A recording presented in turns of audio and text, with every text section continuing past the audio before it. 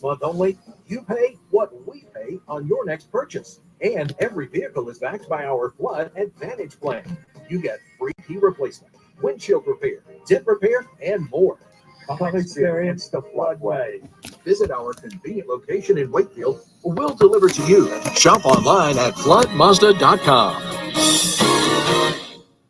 For over 65 years, the Paint Shops family has been helping our neighbors transform houses into distinctive family homes.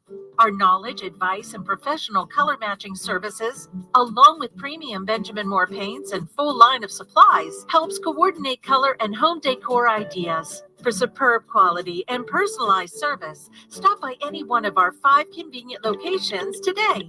The Paint Shops. Trust our color professionals with your family home. Take control of your health by boosting your force field, the immune system. With the Aura Ring, you can listen to your body's signals and raise your defenses. Aura tells you when your temperature is higher than normal, how to improve your sleep, or if your heart rate shows signs of stress, so you can decide to push yourself or to lie low. Live smarter, stronger, healthier with the Aura Ring. Here we go again. This election is heating up, but the Daily Show news team is barely breaking a sweat. It's the most wonderful time of the year. Comedy Central's The Daily Show, weeknights on Comedy Central. Sail through the heart of historic cities and unforgettable scenery with Viking. Unpack once and get closer to iconic landmarks, local life, and cultural treasures. Because when you experience Europe on a Viking longship, you'll spend less time getting there and more time being there. Viking, exploring the world in comfort. Deliveries happen. Hello? We didn't order that. Are you sure? This happens. Socks. No. That happens. Hey, get out of there. Charlie's at the bat in the pitch. Oh, let's go. Home happens. Be there with Ring. Shop early Prime Day deals at Amazon.com. The most anticipated moment of this election, and the stakes couldn't be higher. The president and the former president. One stage, 2 very different visions for America's future. The CNN presidential debate, tonight at 9, live on CNN and streaming on Max.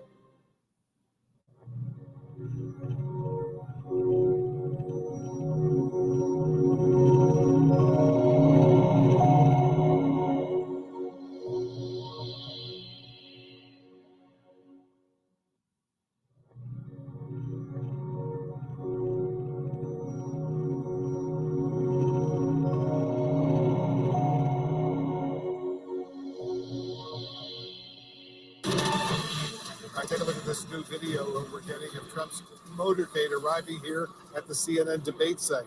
This now just a few hours before our debate gets underway. Our political experts are joining me right now with more analysis. And Nia, let me start with you. This race has been stubbornly close for months and months and months. Our latest CNN poll of polls, I'll put it up on the screen. You can see Trump's at 49%, Biden 47%. Among likely voters out there. What needs to happen tonight to change that? Listen, they've got to have breakout moments and they've got to address their weaknesses. The primary weakness that Biden has is about age, but it is also about questions around the economy, questions around immigration, and questions around crime. And you know that Donald Trump is going to go hard at that. The questions that Donald Trump has to answer and address have to do with his character, his moral standing, January 6th, his authoritarian tendencies. He's got to figure out a way to get voters who were skeptical of him along those lines to come back to him in so many ways. The voters who left him in 2020, those sort of Trump to Biden voters. So he's got to figure that out. We'll see. And I think whoever has a breakout moment, can they capitalize on that in the weeks following the debate, right? Because we're going to have a 90-minute debate tonight, and people are going to mostly ingest this through clips and analysis that come after, right? And it's going to be moments. So they've got to figure out a way to not only have breakout moments, but then to capitalize on that going forward. Both campaigns will be spending a lot of money with advertisements of highlights as they see them during the course of this debate. Jamie, I want to play for you and our viewers some of Biden's social media video that's coming out right now, underscoring a key contrast that's going on. Listen to this. Watch this. dictator, tyrant, Dangerous. Threat to democracy. I cannot in good conscience endorse Donald Trump. We don't take an oath to a king or a queen or to a tyrant or a dictator. And we don't take an oath to a wannabe dictator. We worked with him. We knew him. This man is unfit to be president. A second term would be more dangerous than a first. Xi Jinping and Vladimir Putin, Kim Jong-un, they're fully prepared to take advantage of him. Yes, I do regard him as a threat to democracy. These are all some of Trump's former advisors, and this is a Biden campaign video. Right. So the question is, to Nia's point, does this resonate? Does it keep getting played? And does it appeal just to Biden voters, or will it appeal to undecided voters? We've talked a lot about the double haters, people who don't want Trump or Biden. The question is, will that change someone's mind? There is no question that Trump's behavior is baked in.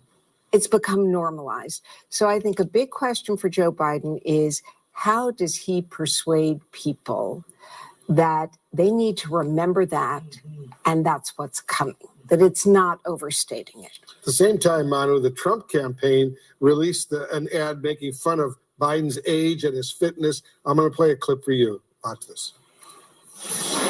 When you think about the Joe Biden you saw in the debate, ask yourself a question. Do you think the guy who was defeated by the stairs, got taken down by his bike, lost a fight with his jacket, and regularly gets lost, makes it 4 more years in the White House? And you know who's waiting behind him, right? Vote Joe Biden today, get Kamala Harris tomorrow. You think we're going to hear and see more of that from Trump tonight? Well, I mean, that is a brutal ad. I'm sure we're going to see a lot more of that along the airwaves over the next several weeks. They're basically suggesting that Biden will not survive a second term in office. That is how this debate is going. But it really also shows, the Trump has been the expectation setting. They're saying that Joe Biden can't string 2 sentences together, yet at the same time also calling him an effective debater.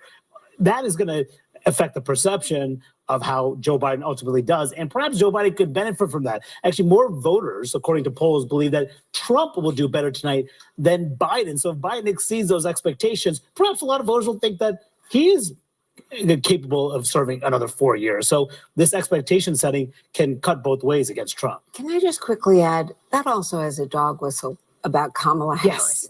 Yes. You can't get past it. And also the production value.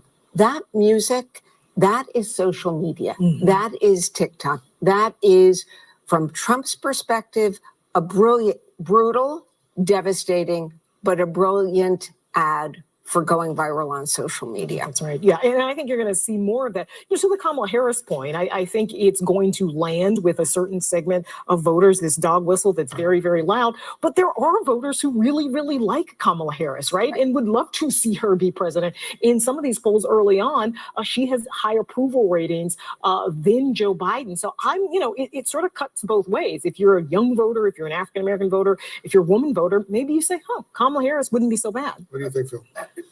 What I think is interesting about it is I don't think the people that they're targeting and the things you hear from both people that are tied to the campaign and advisors, Republicans on the outside as well, saying, talk about the economy, talk about immigration, talk about crime. Why? Like, I get it. And I think Jamie's point is actually critical here. The Trump operation from a social media perspective and their ability to use influencers, when we look at the subgroups that Joe Biden's coalition is lagging in right now, young voters is one of those coalitions. I don't know if these are the reasons why, but these are things that go viral on the places where people get their news. And so I think there's an effectiveness in that sense. But I also don't think that for the 7 states and 58,000 people that are going to decide, at least based on the 2020 numbers, who's going to win this election, when you talk to people around him, that's not necessarily where they want him to go. The one thing I would say about that, though, is he's not going there. The campaign is. Outside groups are. Outside advisors are. And so there's some value there. And I think if you look at the Biden campaign and what they're willing to say about Donald Trump, they've been much more aggressive than they were in 2020. They're much more aggressive on the types of platforms they're on, what they're saying, what they're willing to say. Joe Biden's not going to do that. That's not, A, it's not who he is, and he wouldn't do it to begin with. But B, they have one level of separation. I think that's why you're seeing the way it's playing out. Important points, Art. Everybody stand by. We have a lot more to discuss. Trump and Biden are already taking swipes at one another, as we just saw on social media today. Insights on how personal attacks might get tonight. We're watching all of this as we watch Debate Night in America.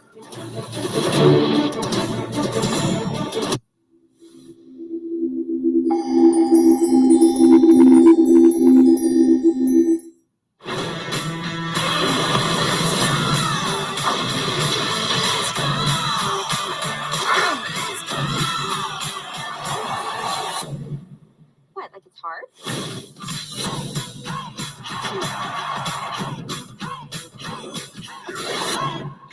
Let me fight beside you.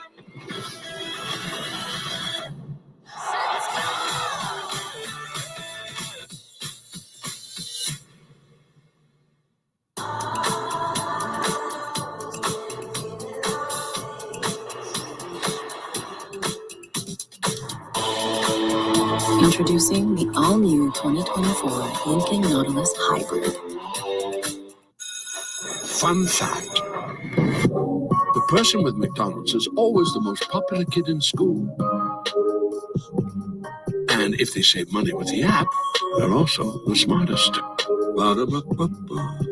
Camila tried the new scent of Gain Relax Flings, and it changed everything.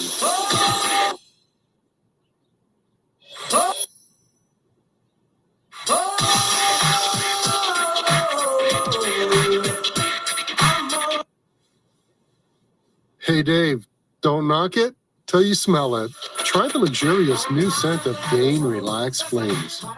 Try new Gain Relax scent beads, too, for twice the vibes. Febreze. Have you tried these new Febreze card band clips? They're super easy to use. The new Intensity Dock gives you total control. I can turn it up for when I want lots of scent. That smells good.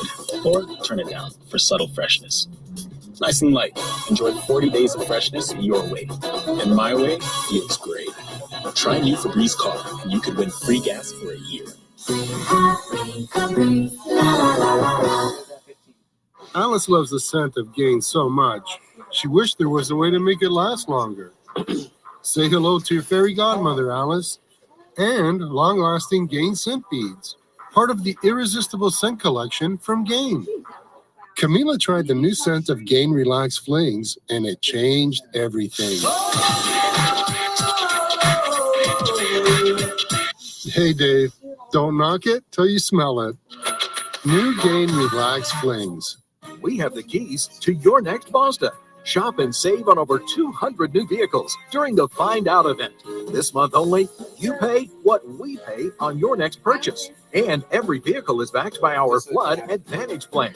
You get free key replacement, windshield repair, dent repair, and more.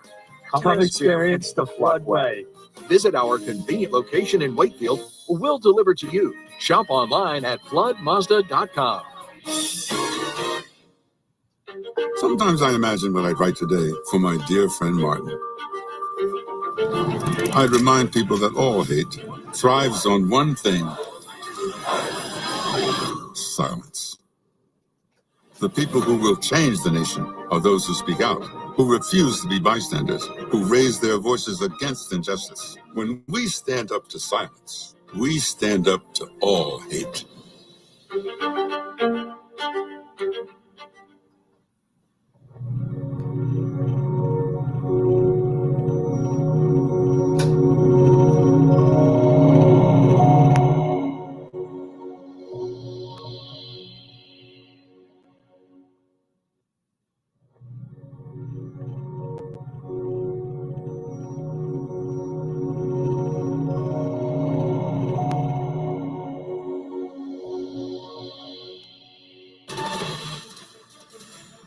We are now just about 2 hours away from CNN's presidential debate here. I have someone here who knows firsthand what it's like to debate former President Donald Trump, and Carson did so in 2016, and then became one of Trump's closest allies and also one of his cabinet secretaries.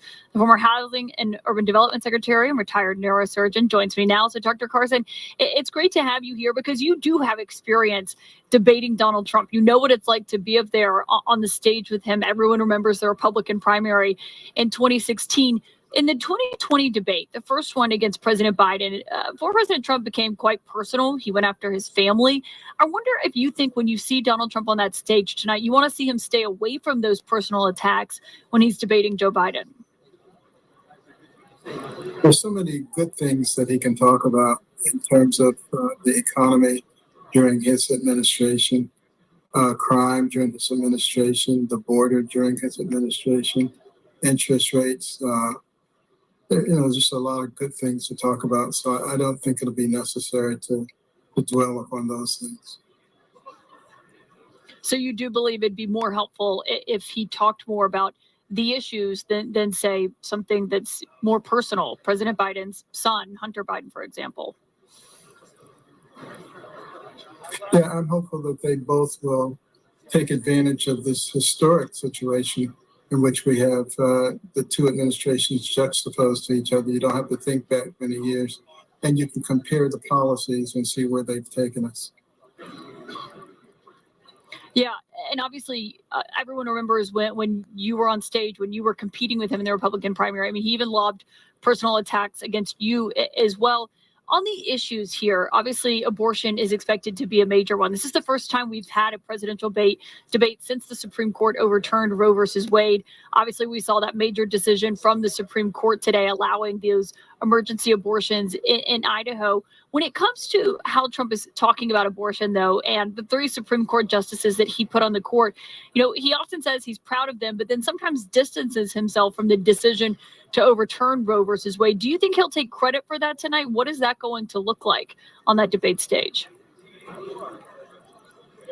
Well, obviously we'll have to wait and see, but what he has done is try to bring the situation back to the state level, to the level of the people and their representatives, which I think is what the intention was of our founders, rather than having mandates proclaimed nationally.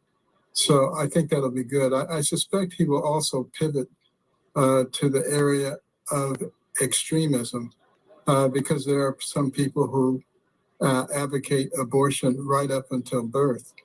And as a pediatric neurosurgeon who operated on lots of premature babies, I can tell you, 25, 26, 27-week gestation baby, they feel pain. And when you reach into the uterus and pull them apart, they feel that. And I think we need to help people to understand what's actually going on and come to reasonable conclusions. And that's why it's better at the state level, because you can talk with the representatives and with the people who fashion the laws. Yeah, we've obviously seen other states that are extreme in the other direction where there are no exceptions for rape or incest, for example. Obviously, we do know that will be a major topic tonight. Dr. Ben Carson, thank you for joining us on what we do expect to see on the debate stage. A pleasure. Thank you so much.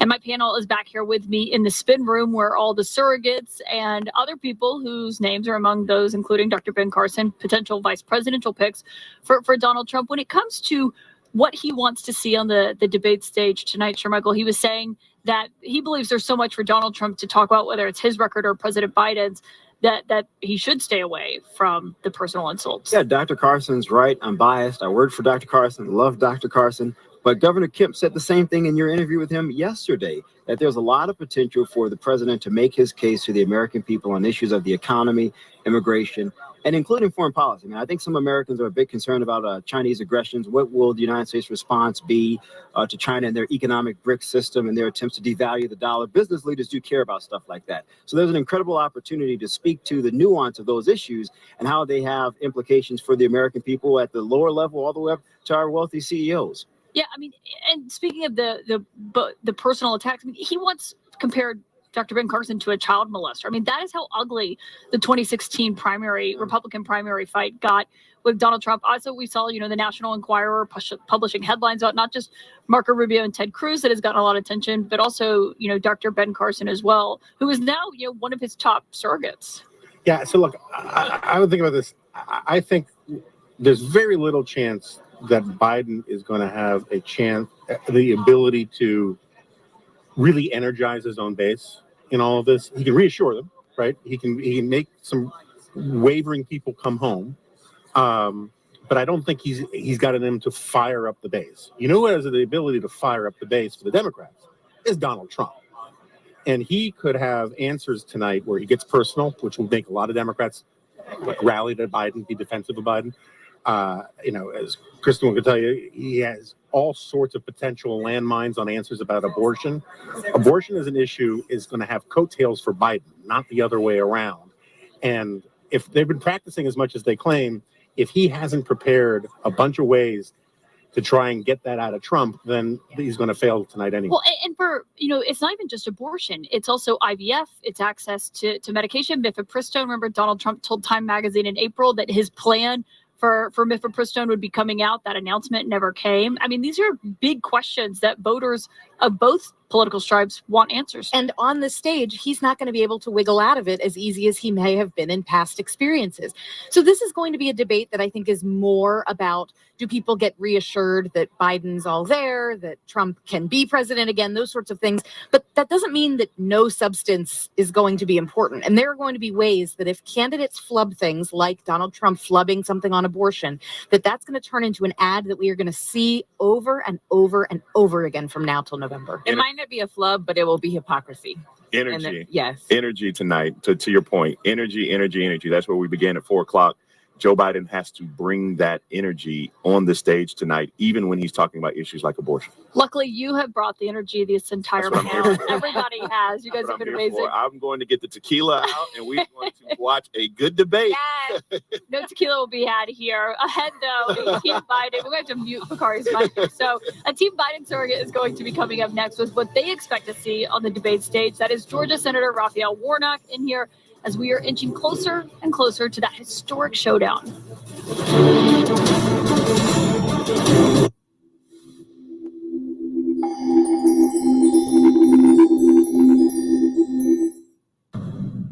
You know what you must do. I want revenge. History will paint you a villain.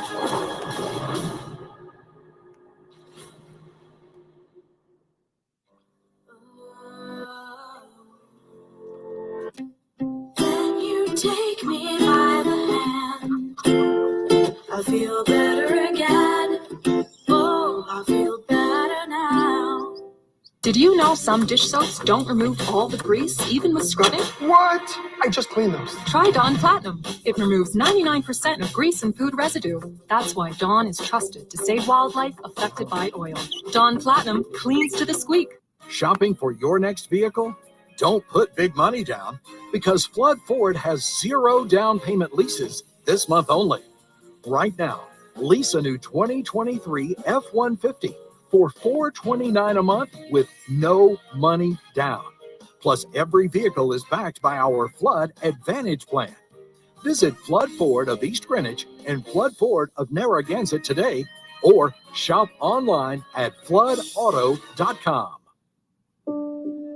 Explore the world the Viking way. From the quiet comfort of elegant small ships with no children and no casinos. We actually have reinvented ocean voyages, designing all-inclusive experiences for the thinking person. Viking, voted world's best by both Travel and Leisure and Condé Nast Traveler. Learn more at Viking.com. Hi there. I'm an ad. Ever notice how some ads just speak to you?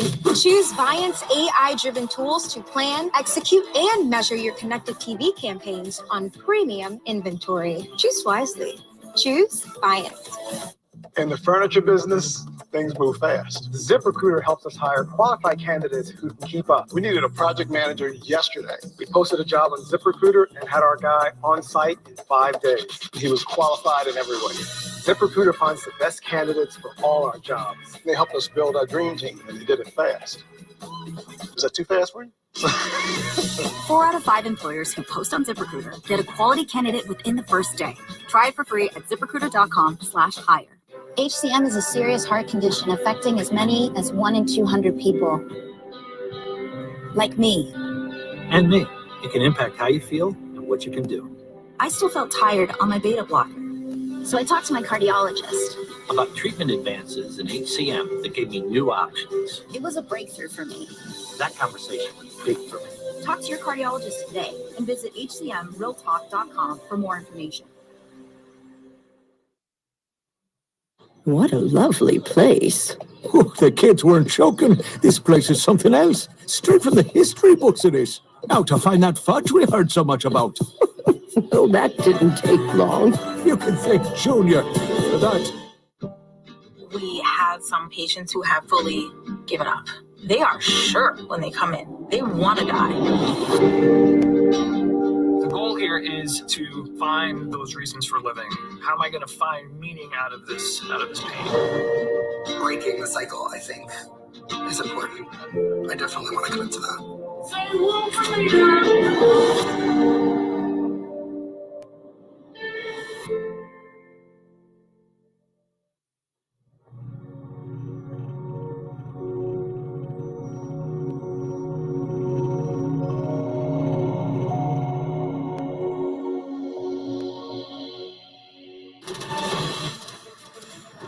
In just a short time from now, you are going to see something that none of us have ever seen before. No matter how long you've been watching politics, paying attention closely, paying attention to those presidential debates, we've never seen a former president and a current president go head to head on a debate stage. But that is all going to change tonight when we see the rematch of Donald Trump and Joe Biden on stage. They will be 8 feet apart, as we know, inside that debate hall when all of this gets underway.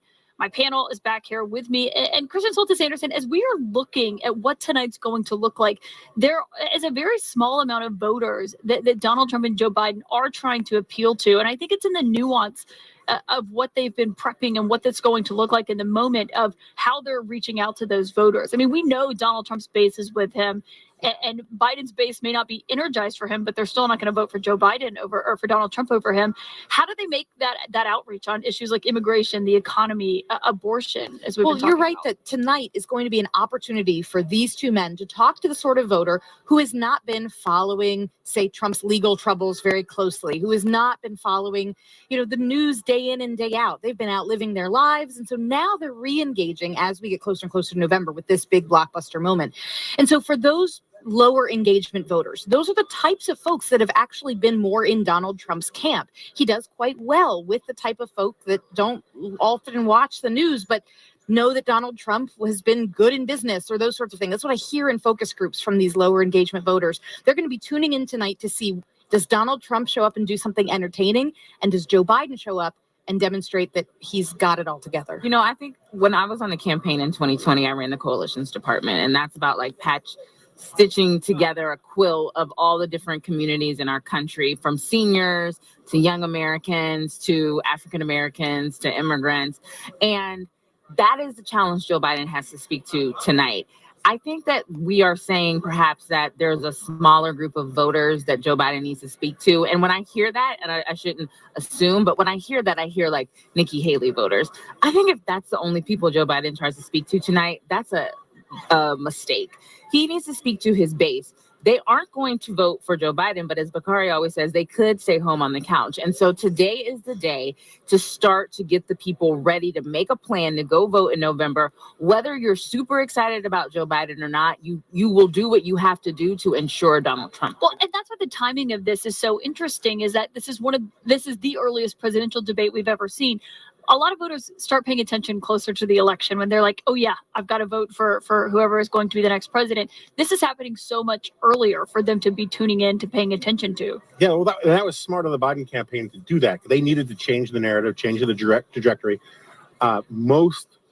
There's never been a presidential debate in a general election prior to the second week of September, I think.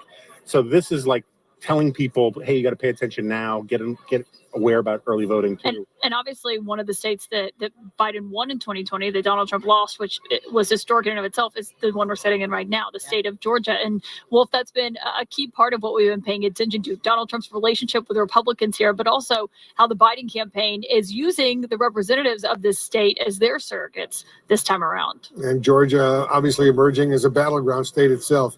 I'm here, Caitlin, now with Democratic Senator Raphael Warnock of Georgia. He's a National Advisory Board member for the Biden-Harris campaign. Senator, thank you so much for joining us. As you know, the Biden campaign is hoping that tonight's debate can reset the race in their favor. What do you think the president needs to do to accomplish that tonight? Well, thank you so very much, and welcome to Battleground Georgia. Listen, the president does not need my advice, but I'll tell you this. I've been moving all around my state, and the people of Georgia understand that there is so much at stake here. The good news in this moment is that this is a binary choice. The difference between these two men could not be more stark. The difference is between a man who has spent his whole life, I think in many ways, informed by his own deep sense of loss and pain, serving people, and another man who's only thinking about himself. And he's especially focused on himself now that he's living under this cloud of all of these criminal convictions and charges against him. The American people going forward need someone who will be focused on them and who will be focused on ordinary people. That man is Joe Biden.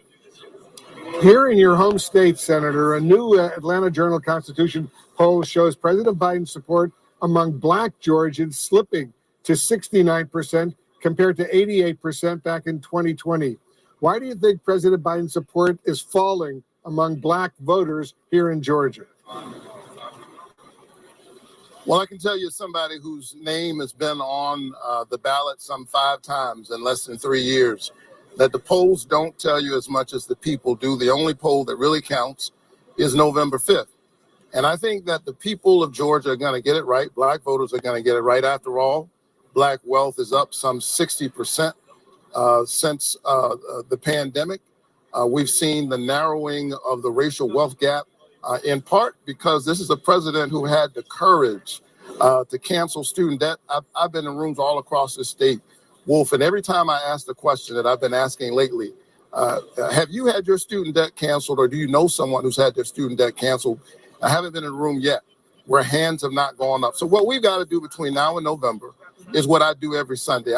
I'm still the pastor of Ebenezer Church. I preach the gospel, which literally means good news. Even though it's good news, you got to tell it Sunday after Sunday, while at the same time continuing to build on the progress that we've already made. So what you're saying, Senator, how should President Biden make that clear to voters? What should President Biden say on tonight's stage to make his case and really try to solidify his support with Black voters?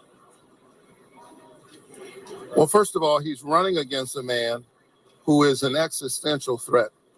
Donald Trump is a plague on the American conscience and the American nation. And Black voters in particular ought to be concerned that the Oval Office could be occupied by a man who took out a full-page ad condemning the exonerated 5, used to be the Central Park 5, these young teenagers of a terrible crime they did not commit. And when they were proven to be not guilty, he's never apologized for that. He's never come around. Joe Biden is running on his record. He's running on a record of canceling student debt, of passing the largest tax cut for middle and working class families in American history. And Donald Trump is literally running on his criminal record, as if that's a reason for Black voters to vote for him. Nothing could be more insulting. And at the end of the day, not only our base, the people of Georgia, and I believe the American people are going to get this right because there's so much at stake. I want you to listen, Senator, to what a Republican senator, one of your colleagues, Republican Senator Tim Scott, said about the fact that Scott, is a top contender to be Trump's running mate. Listen to this. And we Southerners get so little credit for the progress we've made. The whole notion of judging a person on the content of their character, not the color of their skin, has happened. It's not going to happen. It's not around the corner. It's in the rearview mirror. We are living Reverend Dr. Martin Luther King Jr.'s dream. You're the head pastor of Dr. Martin Luther King Jr.'s former church. What's your reaction to what that senator says? Well, as the pastor of Ebenezer Baptist Church, where Dr. King preached, I know the progress that we have made as a result of his work and of the sacrifice not only of him, but people like Fannie Lou Hamer and so many others who stood up. America is better because of the civil rights movement. But we cannot rest on the laurels of those achievements. We have to continue to build. And I find it ironic quite honestly, that my colleague talks about, lists as Republicans often do, Dr. King's quote, that you ought to be judged not by the color of your skin, but the content of your character. When it came down to it, Donald Trump handpicked a football player who clearly was not qualified to be the senator from Georgia, I think, based on the color of his skin. It was a kind of cynical, racialized move. At the end of the day, black voters, the voters of Georgia, saw straight through it. And I'm the sitting junior senator representing the state of Georgia. And we've seen this movie before. Donald Trump might try it again. He ought to remember what happened the last time. One interesting note, the new Atlanta Journal-Constitution poll, Senator, also shows only 12% of young voters aged 18 to 29 support President Biden in your home state of Georgia. Is that a major alarm bell for President Biden? And what does he need to say tonight to try to turn that around? I'm Gustavo Valdez in Atlanta. Well, listen, at the end of the day, we need a president who centers people rather than himself. And I think voters, regardless of their age, ought to ask themselves, well, what vision is Donald Trump laying out? When we were focused on trying to cancel student debt, he cheered the fact that the Supreme Court, with many of his nominees, canceled the president's original plan. He's boasting about the fact that he canceled Roe v. Wade. I think we ought to give him credit for that. And we ought to send Joe Biden back to the White House. Senator Raphael Warnock of Georgia, thanks so much for joining us. Thank you. And to our viewers, thanks very much for watching. Our special coverage of Debate Night in America continues right here, right now on CNN with Anderson Cooper and Aaron Burnett.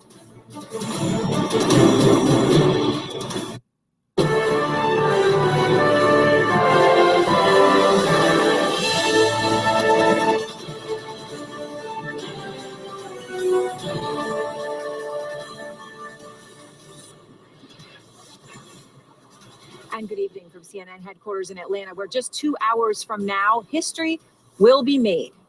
Joe Biden and Donald Trump squaring off on the stage we are showing you in the earliest ever presidential debate, the first ever between the president and ex-president, the first in which one of the candidates is also a convicted felon awaiting 3 other criminal trials.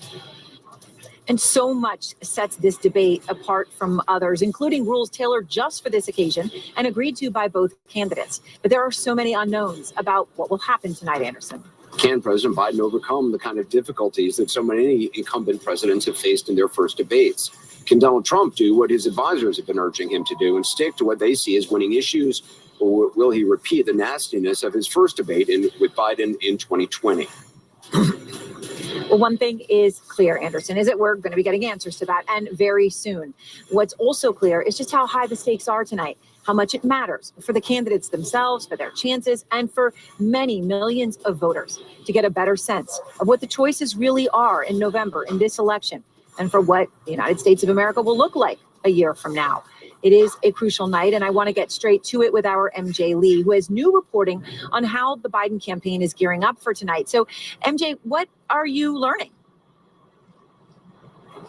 Well, Aaron, it is not lost on the Biden campaign what a unique opportunity they have tonight for President Biden to make a lasting impression to American voters and to cast himself as the better alternative to Donald Trump. Last week of preparations at Camp David were obviously really all about the 90 minutes that he's going to be spending on the debate stage. But we are learning tonight of another way in which the Biden campaign is trying to capitalize on the fact that many Americans will be tuning in. They are going to be airing 3 ads around the debate tonight that were specifically chosen to really try to drive away at 3 of the core arguments that they believe are going to be really politically salient heading into November. The first ad is on reproductive rights, featuring a Texas woman who said that she was denied medical attention after she suffered a miscarriage. And you'll remember she specifically blames Donald Trump for what she went through. The second ad features a Michigan sheriff who denounces President Trump's handling and actions around January 6th. And then the final ad will be hitting Trump's record and his character. And this is the ad where they describe Donald Trump as a convicted criminal who is only out for himself. Aaron, this is just yet another example of the fact that the Biden team believes that their path to the presidency is all about presenting a binary choice. They want to reach voters who have not been tuned in much so far this election cycle and who do not believe that November is going to be about Joe Biden versus Donald Trump. And I should also note, Biden advisors we have been speaking to do believe that this is potentially going to be the most prepared that Donald Trump has ever been heading into a debate, and that he could potentially be more disciplined and more on message than we have ever seen him. And everybody will be watching for that. MJ, thank you. Let's go to CNN's Kristen Holmes, who's got new reporting from inside the Trump camp. I understand you've got some new details on what the Trump team has been focused on leading up to the debate. Yeah, particularly, Anderson, in the last 24 hours. They are looking at performance, the art of the performance, as well as visuals. Remember, at his heart, Donald Trump is a performer, and he and many in his team believe that that's just as important as the substance of the debate. His team on the ground here in Atlanta has spent the last 24 hours really honing in on every single detail. I'm talking about the minutia, the steps it takes to get from behind the curtain to the podium, how far the podiums are apart, even the height and where they are angled. One of the things that they were talking about was how the audio sounded from each podium to make sure that it was clear enough from the former president's podium. Donald Trump himself believes that these visuals, like how he performs up on that stage, is going to impact how people view this. And so his team has really put in the effort to make sure that it is to his liking. Donald Trump himself is scheduled to do that candidate walkthrough at any time. You will see the layout. But one of the things to remind you, he often talks both privately and publicly about how he looks on stage, how he sounds on stage, what the crowd looked like looking at him. This is something he cares deeply about, and that's obvious as he steps on the stage. Obviously, this again goes to all of the preparation that they have been doing on policy. They have been having formal conversations. But right now, that team here, they were looking at the visuals and optics ahead of the debate. Kristen Holmes, thanks so much. Aaron? All right, Anderson, and I'm here with Audie Cornish, Chris Wallace, Caitlin Collins, and Casey Hunt, all of us here through the night. So, Chris, we're now in minus 2 hours before they walk out. They're going to walk out actually a little bit before 9 o'clock. What do they do here in these final moments? They are both here. They have both arrived. We know that. We saw Trump get in later, obviously, around 5:30 local time, get off the plane. What do they do in these final moments? Well, if they're smart, they're basically left alone to think about it. I suppose some of the candidates' advisors might sit there and give them pepper drills, but at this point, you just want to collect yourself, figure out what are the main points, remind yourself what are the main points that you want to make, the holes you don't want to fall into. I can tell you one thing that the Trump campaign has been talking about and thinking about is how when he walks out onto the stage, should he shake hands with Joe Biden or not? This is a real issue because one of the things they want to project is strength versus weakness. And they think physically, Donald Trump looks stronger and walks better than Joe Biden with his somewhat halting gait. Yes. So I don't know what he's going to do. I don't know what the big decision will be. And it may well be that Trump decides on the fly as he walks out. But one of the thoughts is to shake hands and try to project strength versus. You bring up the handshake, Audie. This is actually very central. The gate is crucial because everyone's going to see that, and so much of this is optics. But the handshake, we know the Biden team has been thinking about that too, and whether he even wants to shake Trump's hand. So is this something that literally in that moment I think could be decided? You should think about all of this as a big reset, right? Like Jay-Z says, let me reintroduce myself. Everybody wake up. This campaign is happening. This election is happening. These are the people in front of you. And if you haven't been tuning in, this is your chance. Similarly, for the candidates, the last time they did all this, it was during COVID. The handshake thing. That's why there was no handshake. So this is literally a reset moment. How do we do this? How should it look? And what's the most effective way to deliver this information to voters? And how they spent their day today. Caitlin, we know Trump posted on social media, Joe Biden's a threat to democracy, a threat to the survival and existence of our country itself, all caps, sort of what you would expect. But that was what we heard. Yeah, Donald Trump has always been a big fan of the I'm rubber, you're glue kind of retort. Anytime someone lobs a criticism at him, he often returns it to them. But I think when you look at them on stage tonight, what's different than 4 years ago is that Joe Biden obviously has a presidential record. He had never been president before. He was only able to scrutinize and attack Donald Trump's record as president. That will obviously be different tonight. For Donald Trump, though, he has a criminal record. He's never been on the debate stage since he was a convicted felon, since he had multiple dozens of indictments and counts and charges against him. So there is just a completely different dynamic, even though we've all seen this movie before. We've all seen the two of these guys on stage before. They are the most recognized political figures. Everyone knows their backgrounds and their records, but we've never seen them on stage with these dynamics before. So that's the thing to look for tonight, is what's different now than it was 4 years ago. And they're also trying to flip the script, though, Casey. If you're Trump trying to take the democracy point, but there seems like an attempt to that. I mean, we'll see if that's what he tries tonight. There's absolutely, that's a tried and true Trump tactic to take something that's a weak point for him and claim, oh, actually, the other guy is doing that. But when I think about what's really different between the last time we saw this happen when Chris was in charge and now is I may have been a lot of things, but I was not in charge. Oh, okay. Very humble.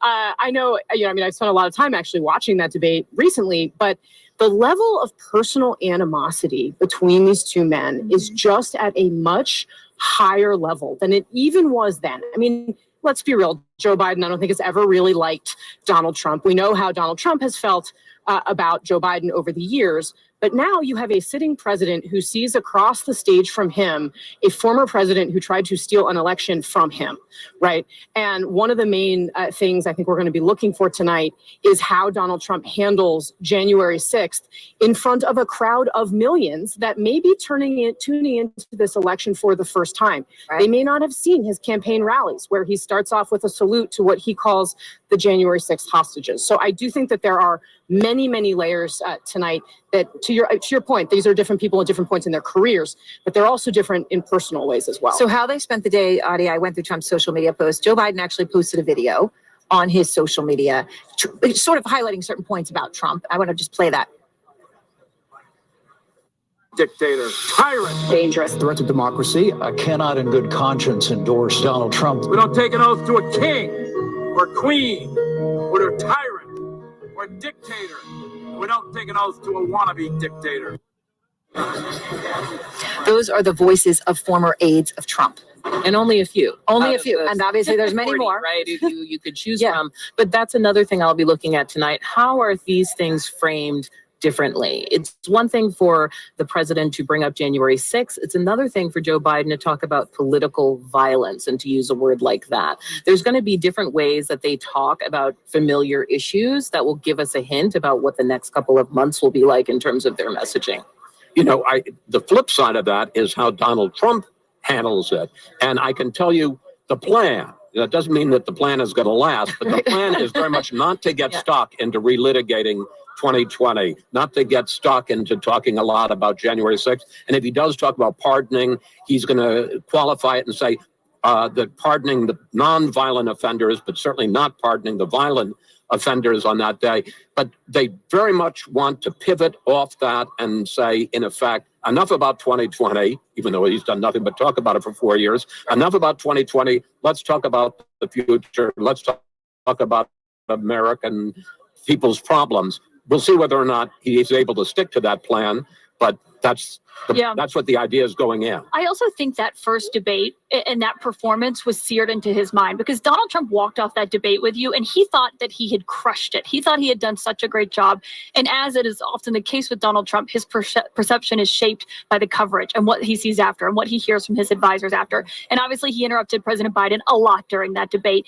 And he's even admitted it. He did it this week in an interview with the Washington Examiner that he interrupted too much during that debate. And so Donald Trump, takes advice from other people. He doesn't always listen to it or actually observe it. I do think he remembers, and as we have been playing at length this week, the clips from that debate, he's reminded of how often he interrupted and what that looked like. We'll see if he maintains it past the first 20 minutes or the entire debate. Well, I also wonder how much the reality of the rules and the way that this is being set up is going to affect how Donald Trump is able to do that. I mean, I think that the perception has, kind of shifted over the course of the last couple of days I certainly have talked to a number of people who have suggested that perhaps it will help Donald Trump, that in the event that he does have trouble biting his tongue, which we know that he sometimes does, that he will not be heard by a television audience. Because, I think one of the things with this debate is going to be very unusual, of course, because there's not going to be an audience in the room. There's going to be basically just the moderators, the people that have to, do the technical work to get it on the air. That's different from previous years. So it's just going to be the two of them centered like this. Experiencing it in the room, though, is not the same way that Americans experience it on television. And it can be a mistake when you're in the room to take what you feel like happens there and extrapolate, because you can miss things that come across on the television. read of the room, and you having sat there at that debate, is it a different feeling there versus when you watched it later? No, I knew it was a disaster. No, I didn't mean it that way. But I will say, I actually think this question of the audience is overstated. It is very intense in that little circle. In my debate, they were 10 feet apart. In this debate, they're 8 feet apart. I mean, they really were very, very close to each other. And Trump has said that the audience matters. There's a little bit of living for the applause, and you have to be able to play to someone. But they didn't play to someone, and they were very much under orders not to the audience to applaud. I'm telling you that having been on that stage, it's the two candidates and the moderator, and that's really it. I do not think the lack of an audience is going to be a material Well, we are all going to see that shortly, and all of you, of course, are going to be here. We're here together, and I hope all of you will be sticking around and more joining as the hours go. Just ahead, we will be joined by Trump's surrogate and New York Republican Congresswoman Elise Stefanik. That and a closer look at what the former president and President Biden will see and experience in that room at their podiums, which will not be like anything any candidate has seen before.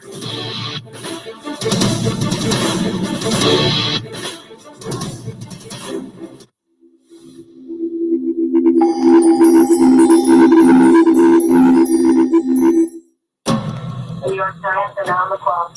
We should stay and pick, right? This is Atlanta. What are you thinking?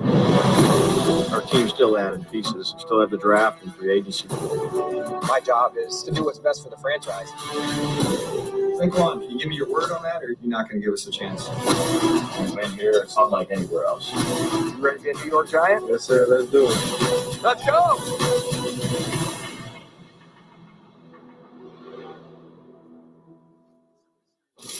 For legal reasons, we can't say an Egg McMuffin is a hangover cure. But it probably wouldn't hurt to have one delivered. Just putting it out there. Order McDelivery in the app. We have the keys to your next Mazda. Shop and save on over 200 new vehicles during the Find Out event. This month only, you pay what we pay on your next purchase. And every vehicle is backed by our Flood Advantage plan. You get free key replacement, windshield repair, dent repair, and more. Come experience the Flood way. Visit our convenient location in Wakefield, or we'll deliver to you. Shop online at floodmazda.com. Sometimes I imagine what I'd write today for my dear friend Martin. I'd remind people that all hate thrives on one thing: silence. The people who will change the nation are those who speak out, who refuse to be bystanders, who raise their voices against injustice. When we stand up to silence, we stand up to all hate.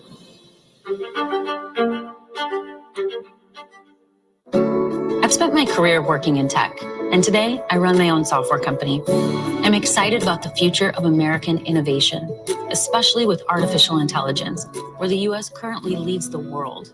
American researchers are making exciting new discoveries, and U.S. companies are investing billions in AI solutions that will strengthen small businesses. But foreign competitors like China want to surpass America in AI. Our leaders need to protect America's competitive edge. Take control of your health by boosting your force field, the immune system. Aura tells you when your temperature is higher than normal. Live smarter, stronger, healthier with the Aura Ring. Here we go again. This election is heating up. I can't wait to watch like this. But the Daily Show news team is barely breaking a sweat. Every new scandal just cancels out a different scandal until you become president. It's an ancient tactic called politics. I don't know, just pick one. Not all elections are created equal. Some are much worse than others. Comedy Central's The Daily Show. Weeknights on Comedy Central and next day on Paramount Plus. Sail through the heart of historic cities and unforgettable scenery with Viking. Unpack once and get closer to iconic landmarks, local life, and cultural treasures. Because when you experience Europe on a Viking longship, you'll spend less time getting there and more time being there. Viking, exploring the world in comfort. War is coming.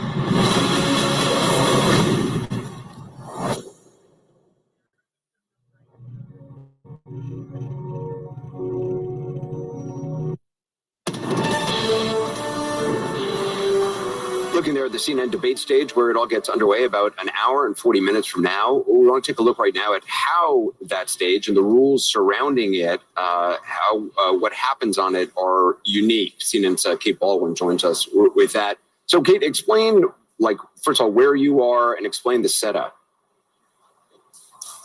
I am exactly where everyone wants to be, in the absolute middle of the action where it's all going to be happening. Let's talk about the setup of the stage and studio first, Anderson, which is obviously important. The candidates will be at the lecterns. These lecterns, as you can see, this is actually the lectern where Donald Trump will be standing. They are 8 feet apart. Said another way, not far apart at all. In previous debates, the lecterns have been about 12-ish feet apart. For a woman who's 5'4", that's 3 or 4 steps apart. So there's a physical proximity dynamic that will be at play tonight. Donald Trump will be screen left. Joe Biden will be screen right. When they are here, they are allowed to take notes. Ronnie, let's show them. Notepads, empty notepads and pens right here. What the candidates are not allowed to do are to bring prepared notes onto the stage with them. What they will be looking at right here, we see our awesome crew getting ready to go. What they will be looking at is not a studio audience, only our moderators, Jake Tapper, Dana Bash. They are the only people that they will see in the set, in this studio for the entirety of it. The only breaks in the action, Anderson, during the 90-minute debate are going to be 2 commercial breaks. And during that time, importantly, the candidates will not be allowed any contact with campaign staff. And walk us through how the core of the debate is structured. The structure of the debate is everything. When you get to the core of it, which is questions, answers, and the actual debate, this is how it goes. The moderators, Dana and Jake, they ask a question to the designated candidate. When they ask the question, that candidate gets 2 minutes to answer. Other candidate then gets 1 minute to respond. And candidate 1, we will call them, then gets 1 minute for a rebuttal to that response. During that time, when the candidate is speaking, the designated candidate's microphone will be on. The candidate who is not designated to be speaking, their microphone will be off.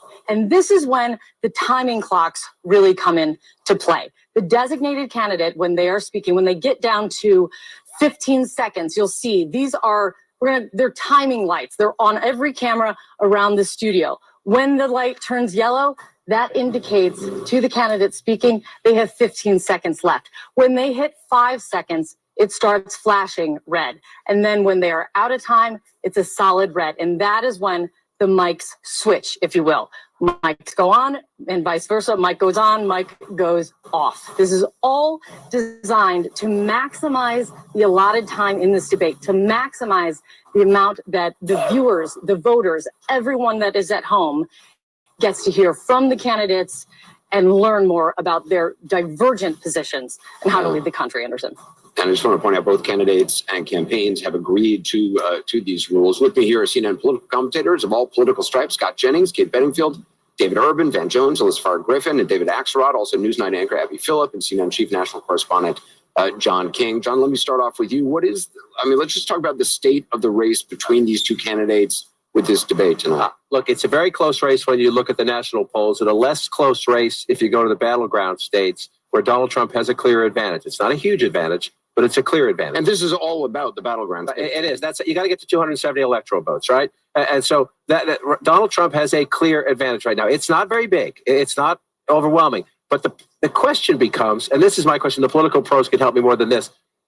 Traditional rules, this race, given the structure of the race, president with a 38% approval rating, 2/3 of the country thinking we're on a wrong track. He's the incumbent president. The economic anxiety in the country, despite, I know the Biden people, anyone watching is saying, wait, numbers are great. People don't feel it. This is at a point where traditionally you would say an incumbent president is either at or past the tipping point. It's like bending steel with your bare hands now to get that approval rating above 40, close to 42. That's how an incumbent can win. If you look at the structure of this race historically, Joe Biden's in deep trouble in terms of how much he has to change in the 18 and a half weeks he has left to do it. But here's the history of the moment. Normally with an incumbent president, it's, I want 4 more years. And the other person says, we need change. We need new. It's Donald Trump.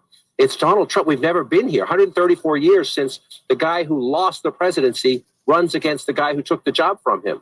Right? We didn't have TV age. We didn't have the social media age. So normally it's 4 more years versus change. Tonight is 4 more years versus the last 4 years. And I don't know the psychology of that. I think anyone who pretends they understand how the American people are going to process that is making it up. Well, the answer to your question is we also haven't had a race with 2 candidates who are as unpopular as these candidates are. Donald Trump comes in with his own substantial baggage, and therefore this race continues to be close. But, you know, Yogi Berra once said about the shadows in Yankee Stadium, he said, it gets late early here.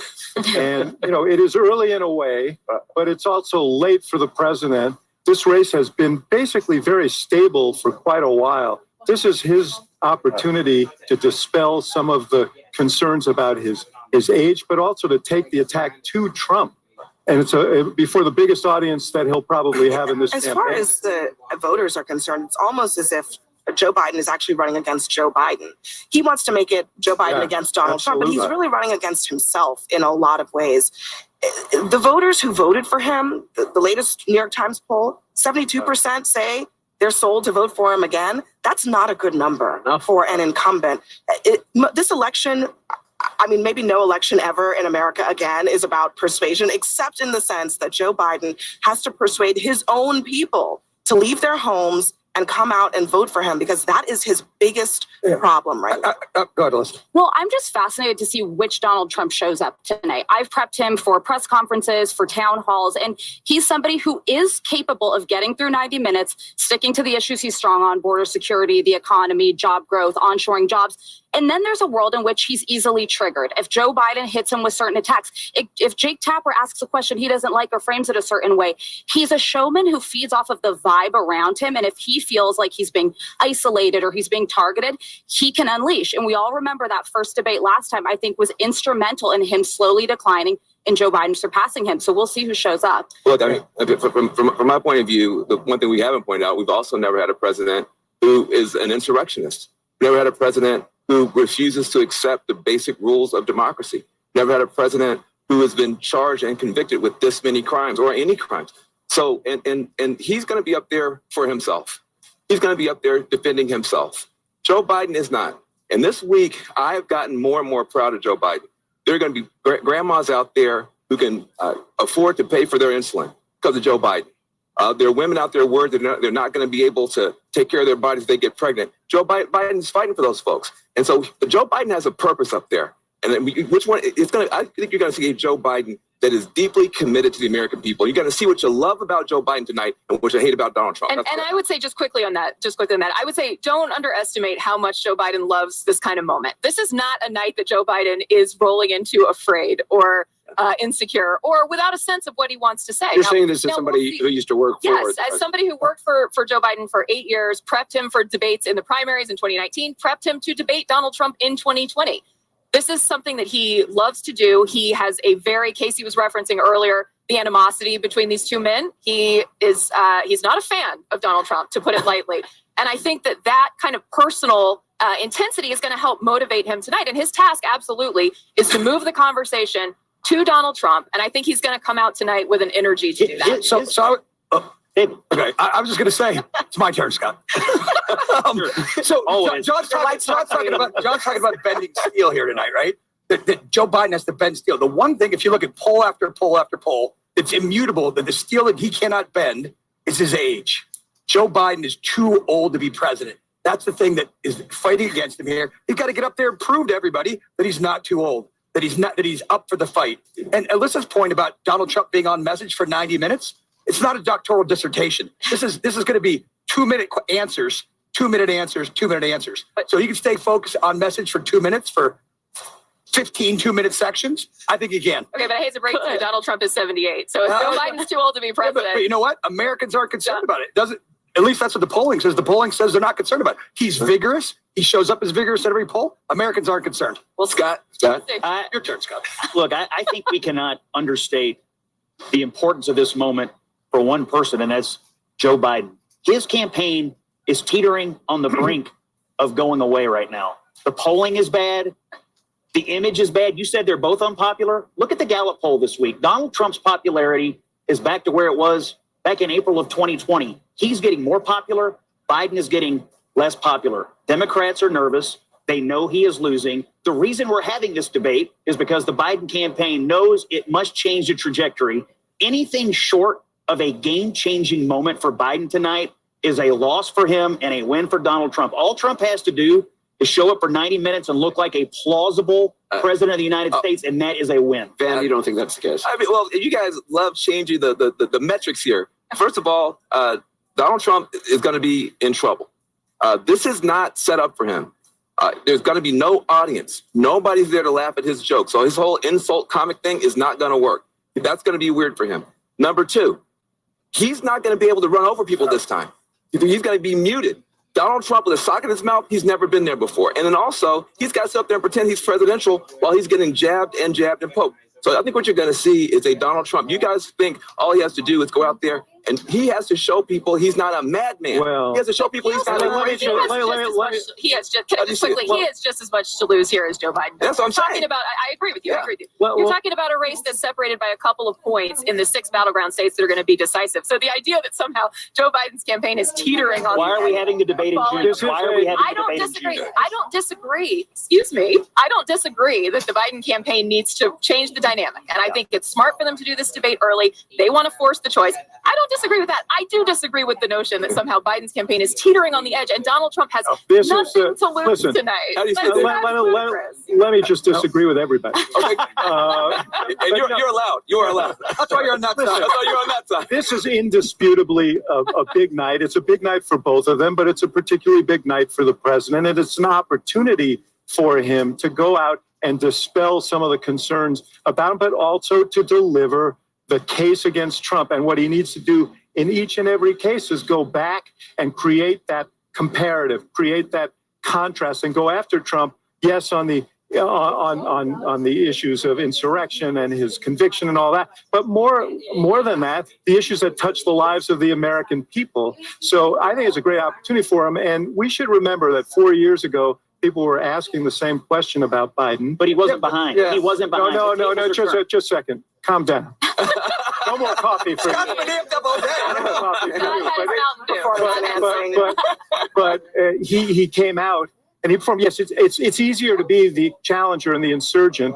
The problem here is that for Trump is that he's an insurgent and a challenger with a record that is a very heavy load. Yeah, but actually, don't you think that the Trump record, he's going to come out and say, please compare my record to Joe Biden. I know what he's going to say, Dave, but he's not going to say that without rebuttal. This notion that he's just going to come out and he's going to perform and recite his 2-minute answers. There's going to be live ammo coming. One minute. Right.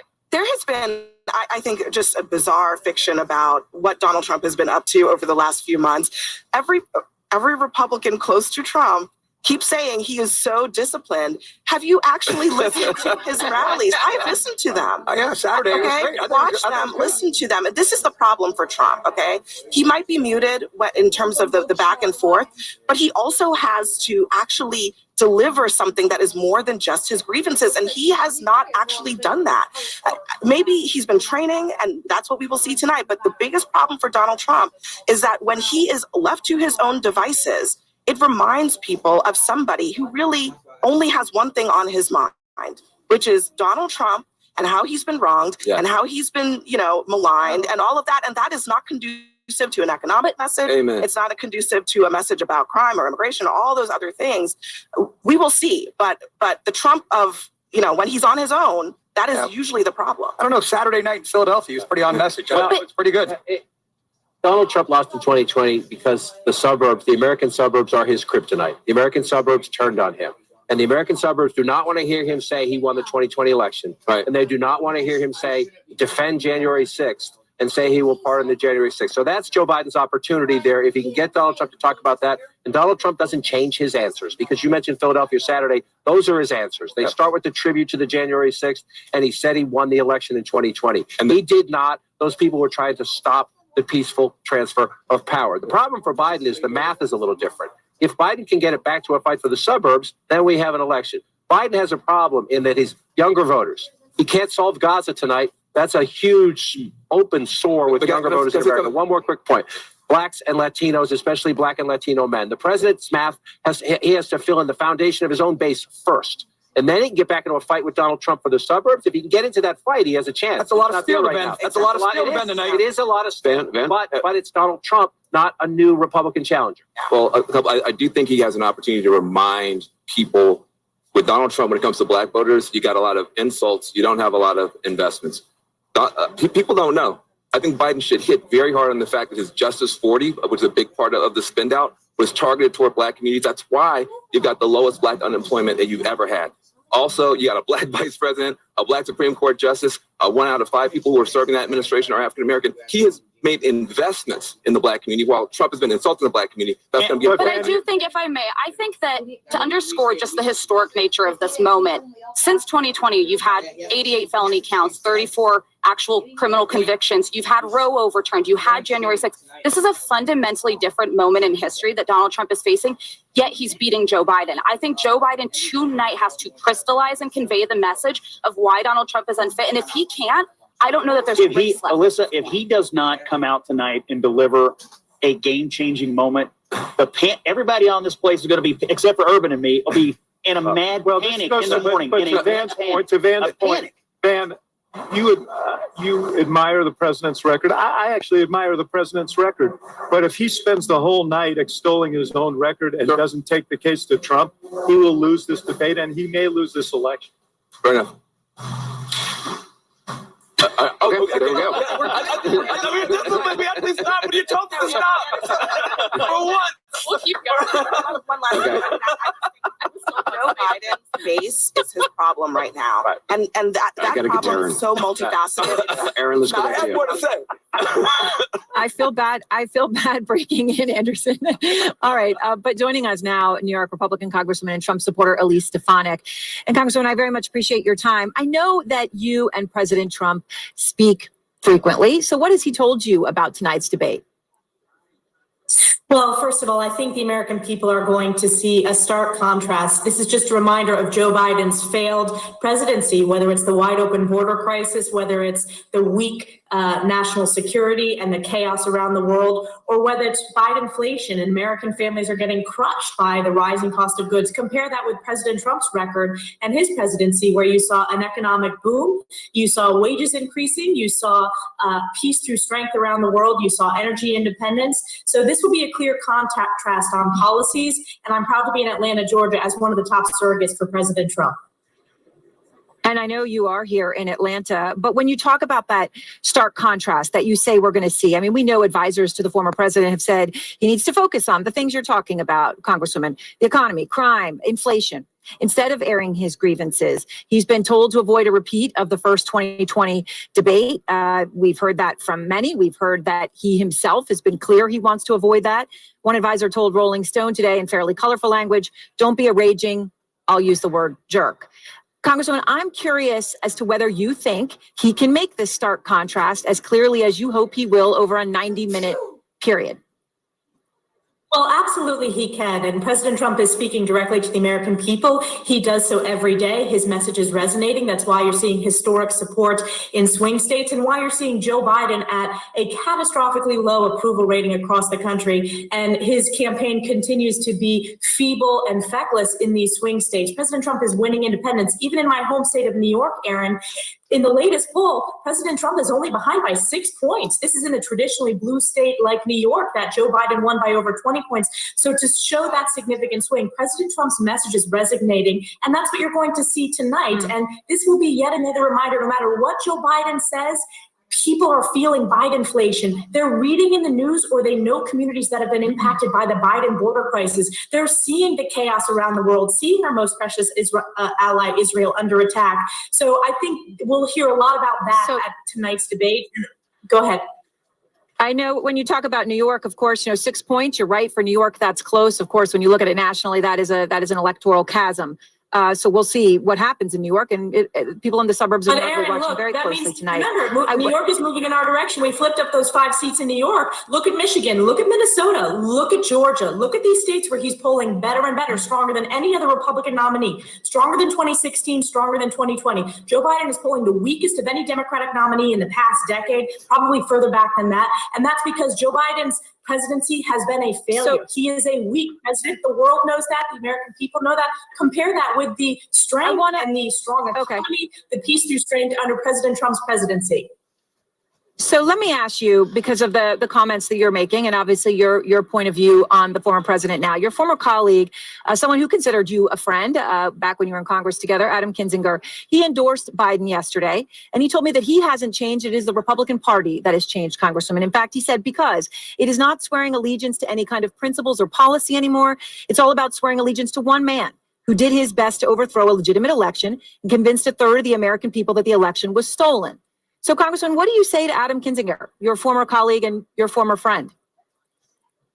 Our responsibility is to stand up for the American people and try to make lives better for the American people. Joe Biden has destroyed economic opportunity. He has destroyed families' budget. President Trump is working every day to share his vision on behalf of the American people. That is my responsibility, and that's what I do every day in Congress. And those people support President Trump.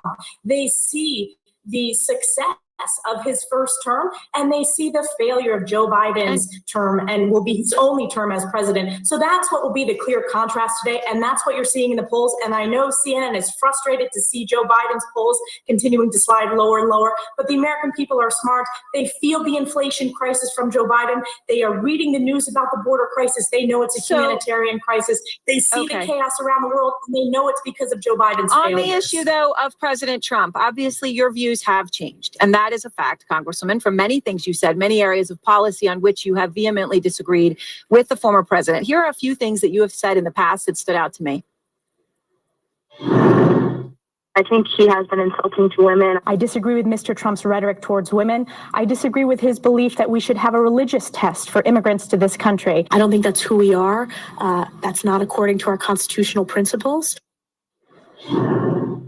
So, Congresswoman, I'm just trying to give you a chance so that we can all understand better. I mean, at one point you said in 2015, there's no place for what Trump said about Muslims in this country. Why has your view on Trump changed?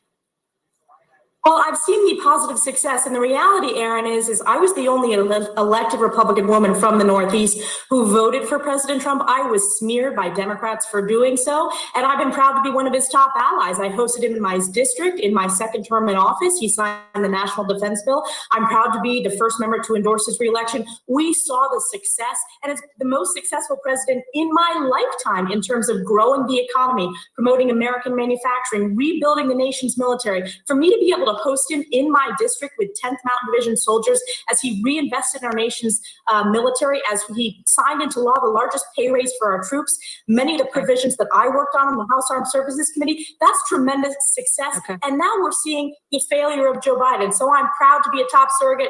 And you know what? More and more people who maybe were hesitant 10 years ago about President Trump, they're now supporting him today. We welcome them. That's why we're seeing historic support among Hispanics and African Americans. He is going to win this election. We're going to see a stark contrast tonight. And we will see what we will see tonight. I know we will all be watching. And Congressman Stefanik, I appreciate your time. Thank you so much.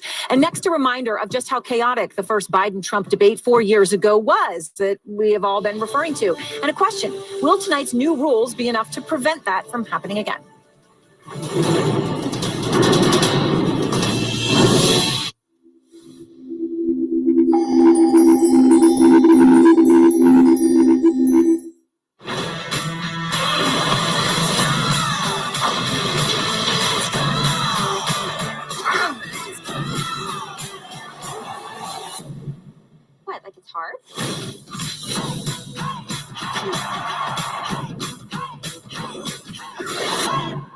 One right beside you.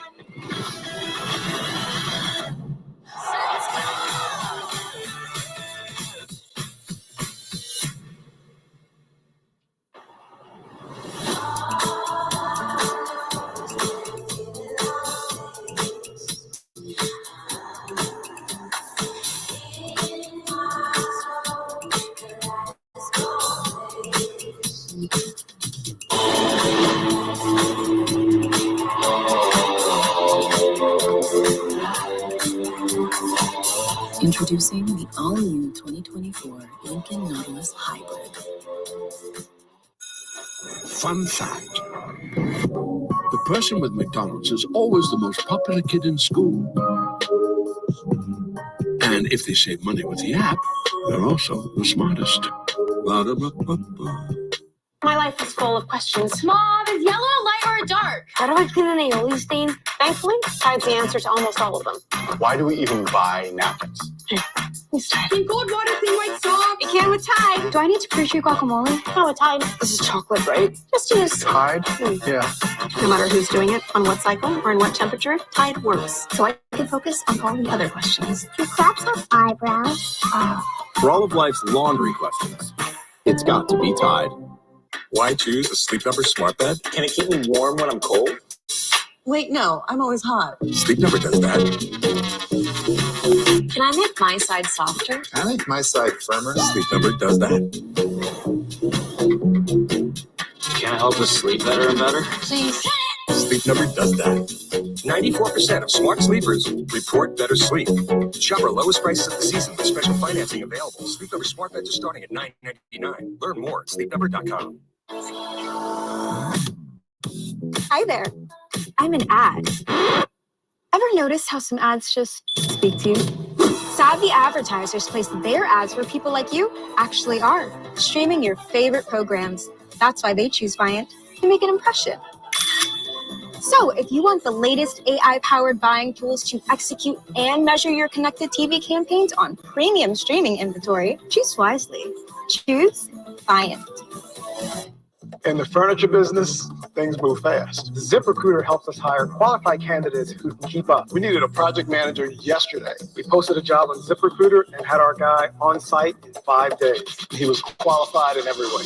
ZipRecruiter finds the best candidates for all our jobs. They helped us build our dream team, and they did it fast. Was that too fast for you? 4 out of 5 employers who post on ZipRecruiter get a quality candidate within the first day. Try it for free at ZipRecruiter.com/hire.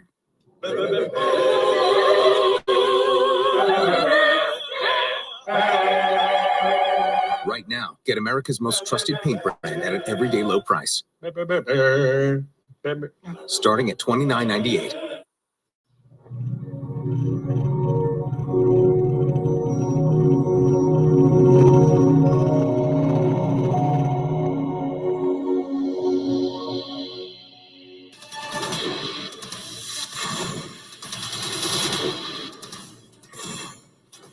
Chris Wallace tonight has already graciously acknowledged the challenge he faced as a debate moderator.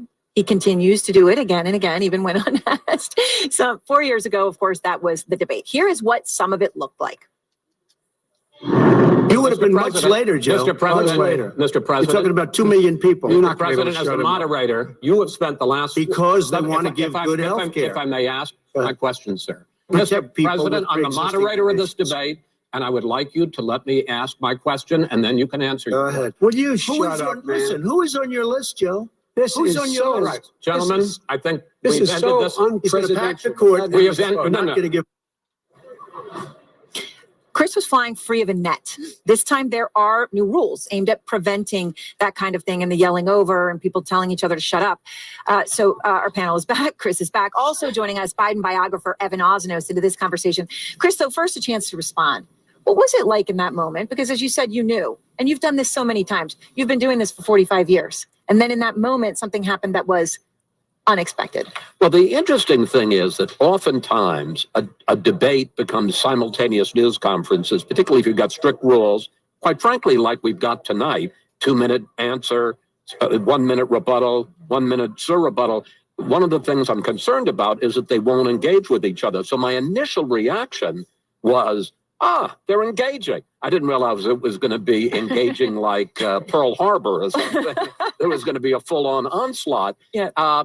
We ended up having some poor, unfortunate production assistant at Fox, where I was working at the time, count up. There were 145 interruptions by Donald Trump in 90 minutes, either of the candidate, Vice President Biden at the time, or me.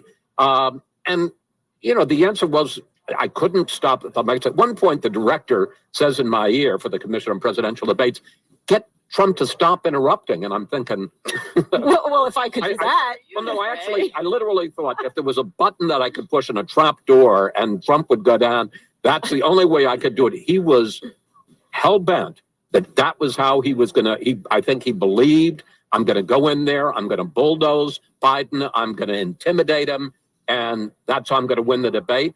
And there was never a plan B. He couldn't stop.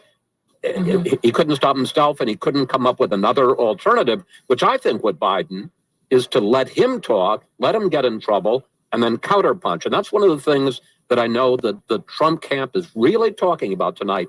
That as one of them said to me, it's not the punch that hurts, it's the counter punch that hurts. Well, and Biden in that debate, it was like he was back on Capitol Hill as Judiciary Chairman, because he would say, reclaiming my time. Can I get those 30 seconds back? Treating it as if he's got those 2 minutes to answer, and he wants to make the most of those 2 minutes. So it also repeatedly cut into his answer. Donald Trump would give his 2-minute answer, and then Joe Biden would not have the ability to respond without Donald Trump cutting in, whether it was at the Green New Deal or what have you. And so that's something else to watch for tonight. Yes, the Trump campaign is advising him, let him speak, let him have that moment, to have a moment that could potentially cement in voters' mind a question about his age or his ability to do and serve 4 more years in office. But the reverse is also true, that Biden has points and lines that he does also want to get out that he couldn't really get out in that first debate the last time. So those are the two things to also keep an eye on. Well, let's also not forget that, Trump wasn't just doing this all by himself, right? I mean, Biden has shown a willingness to engage and be aggressive in moments like this. I mean, he did during the State of the Union when there were protesters on the floor of the House of Representatives, and you saw him do it in the debate with Chris Wallace. I mean, we wouldn't have come away with that thinking that it was a train wreck for Trump if Biden hadn't also been there and kind of demonstrated that he wasn't being run over by the guy, but instead presenting a potentially more presidential concept. So, Evan, when we're talking, Casey's talking here about Biden, what worked for him in that moment, we could argue that moment where he's like, will you shut up, man, was the moment that made it for him. But he doesn't get a moment like that this time. Yeah. So how does he see it? Well, in a lot of ways, debating with Trump is like what boxers say about fighting a southpaw. He's an awkward fighter. He does things that are strange. It's very hard to know how to respond to it. But if you go back and you study the way that Joe Biden does debates, if you go back 40 years, which of course is what I do, if you go back to 1972, he adapts his technique to the person he is debating. So in that first important, big debate, he was debating a much older senator, he was a guy who was much loved, Caleb Boggs in Delaware. And he said, I'm not going to be too aggressive because, as he said, it'll feel to people like beating up on everybody's favorite uncle. But in 2012, a completely different moment when he was vice president and he's debating Paul Ryan. Remember, Obama had a bad first debate, and the campaign said, you need to go out there and be, confident, have some aggression. And there he was, kind of smiling widely. It drove some people a little crazy to see how confident he was, but that's what they needed. And in fact, for the second Obama debate, they told him to take a note from Biden and be a little bit more aggressive. So what you're going to see tonight, I think, is an effort to try to say, let me get under Trump's skin, because when I do that, he behaves badly. And Audie, this is all happening at an earlier point than ever. It is. That's really important to think about. And I think one of the things I'm so excited about tonight is we're going to get this kind of uninterrupted view of two people who are trying not to look either infirm or unstable. And if you listen to the past, I love that bar, infirm or unstable. But if you listen to the other panel, describing like one campaign is teetering, one campaign is this, people hear such radically different explanations of how these campaigns are doing. But tonight, you're not going to get any of that. It's not, editing something of someone falling down the stairs or a gaffe or whatever. It's just one long, conversation between the two of them in space, and the silence will be deafening when and where there is silence. So I'm really like kind of excited to be a part of this moment that we are all collectively finally getting to share the facts without having it biased by, you know, how it's being portrayed or cut up or served up to you by the algorithm. Well, and Evan makes an important point about the preparation and the advice and how that makes a difference, because Obama was rusty when he got out there. We were just talking to Jon Favreau this week about how they were kind of cringing watching him say that he agreed with Mitt Romney on Social Security, and they were screaming to her, no, that's not the answer that you're supposed to give. And then how different that was in the second debate. It shows that preparation really does matter. Obviously, Obama is a great speaker. He knows his policy. Biden has been preparing so intensively. He just left Camp David for the first time in like a week. And when he has some preparation matters more than the fact that he has debated Trump before. I think they both matter, but for Biden, him personally, preparation means so much. The reason his State of the Union addresses have been so vigorous and powerful is because he rehearses them a million times. If you talk to people inside the White House, he just has a comfort level after he's rehearsed it so many times. But the rehearsed, that's why they built the ones stage. I remember, right? No. It's actually And that's the the time issue. when They never he's are. interacting and playing off of the hecklers, so to speak. And so Evan, how much time? I mean, how all in has he been? When you look at the 6 state days that Caitlin just referenced, that he's been at Camp David, literally doing pretty much nothing other than debate prep. Yeah, this is sort of vintage Joe Biden. I mean, if you talk to people who work with him over the years, he will be preparing for even a small speech. And look, some of this has to do with the stutter. He would go back, he would put the breath marks in, the tick marks for where he was going to take a breath in his speech. Tonight, of course, there's no speech to be referring to, but the same habits really hold. And it's worth going back. If you look at the history, as we've all talked about, incumbent presidents tend to do badly in first debates. The exception to that was Bill Clinton, because he locked himself up in Chautauqua in upstate New York for a week, did mock debates over and over again. And that's where they've been, that's really the history they're drawing from to prepare for this one. All right, all stay with us. The final hour before the debate is beginning in just a few moments, and John King will be with us once again, this time at the Magic Wall. They'll have the latest on Biden and Trump's polling going into tonight's debate, plus more on the states that are so crucial to both candidates.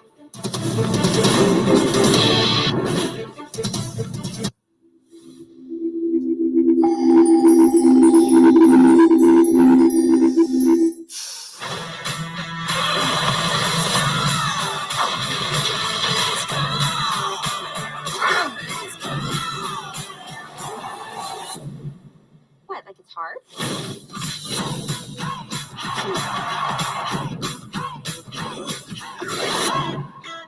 Right beside you.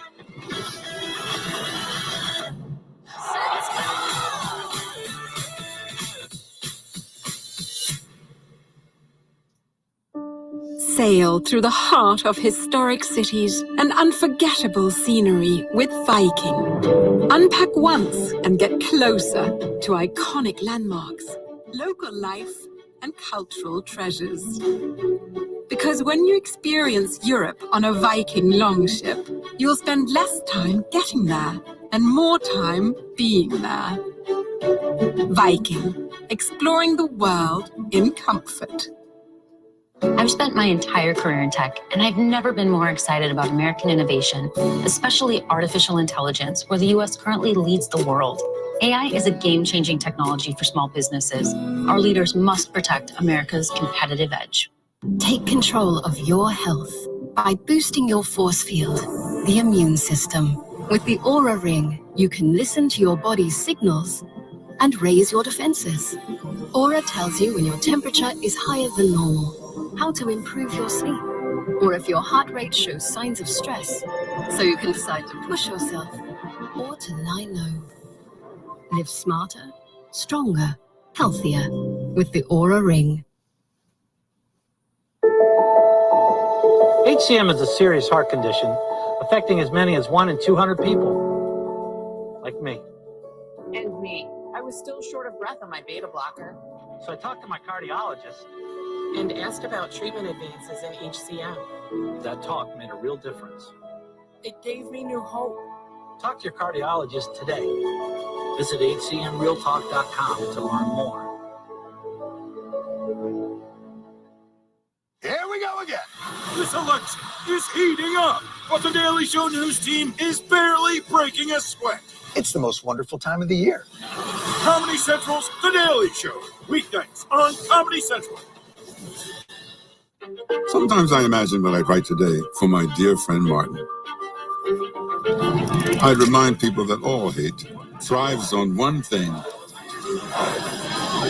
silence. The people who will change the nation are those who speak out, who refuse to be bystanders, who raise their voices against injustice. When we stand up to silence, we stand up to all hate.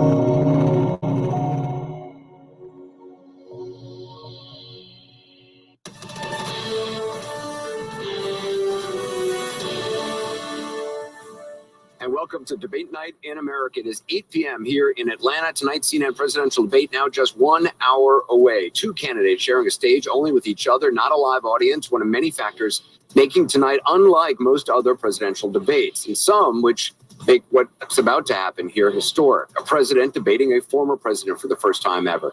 Two candidates trying to grow their support and a chance tonight to reach tens of millions of people. We've got late reporting from inside the Biden camp on the message they hope the president will deliver. First CNN's Jeff Zeleny is in the debate spin room where things are already gearing up. So beyond the debate tonight, Jeff, I understand there's a bit of a casting call in the works in the very room you're standing in. What's going on?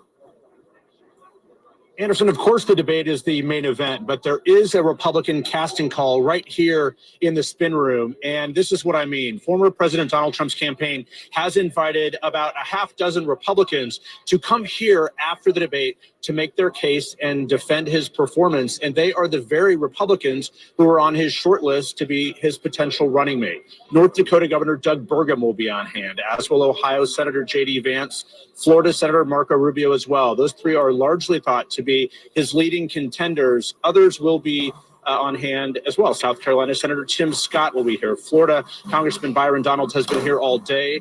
I talked to him a short time ago. He told me he would be willing to change his residency from Florida to avoid conflicting with Donald Trump's Florida residency.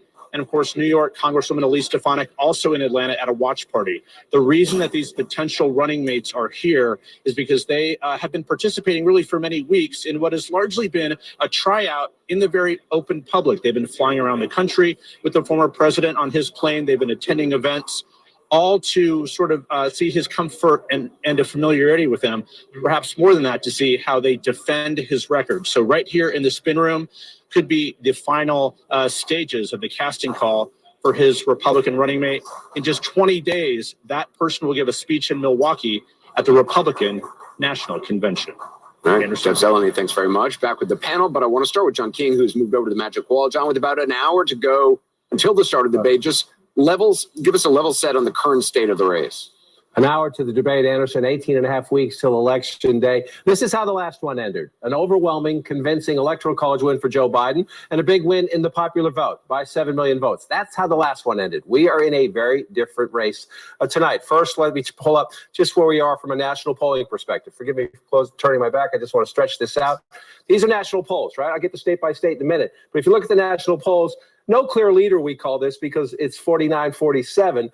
So that's pretty close. But Donald Trump ahead of Joe Biden. And this has been pretty static and pretty consistent. Trump in recent days has inched it up just a little bit. So the incumbent president walks on that stage tonight a little bit behind.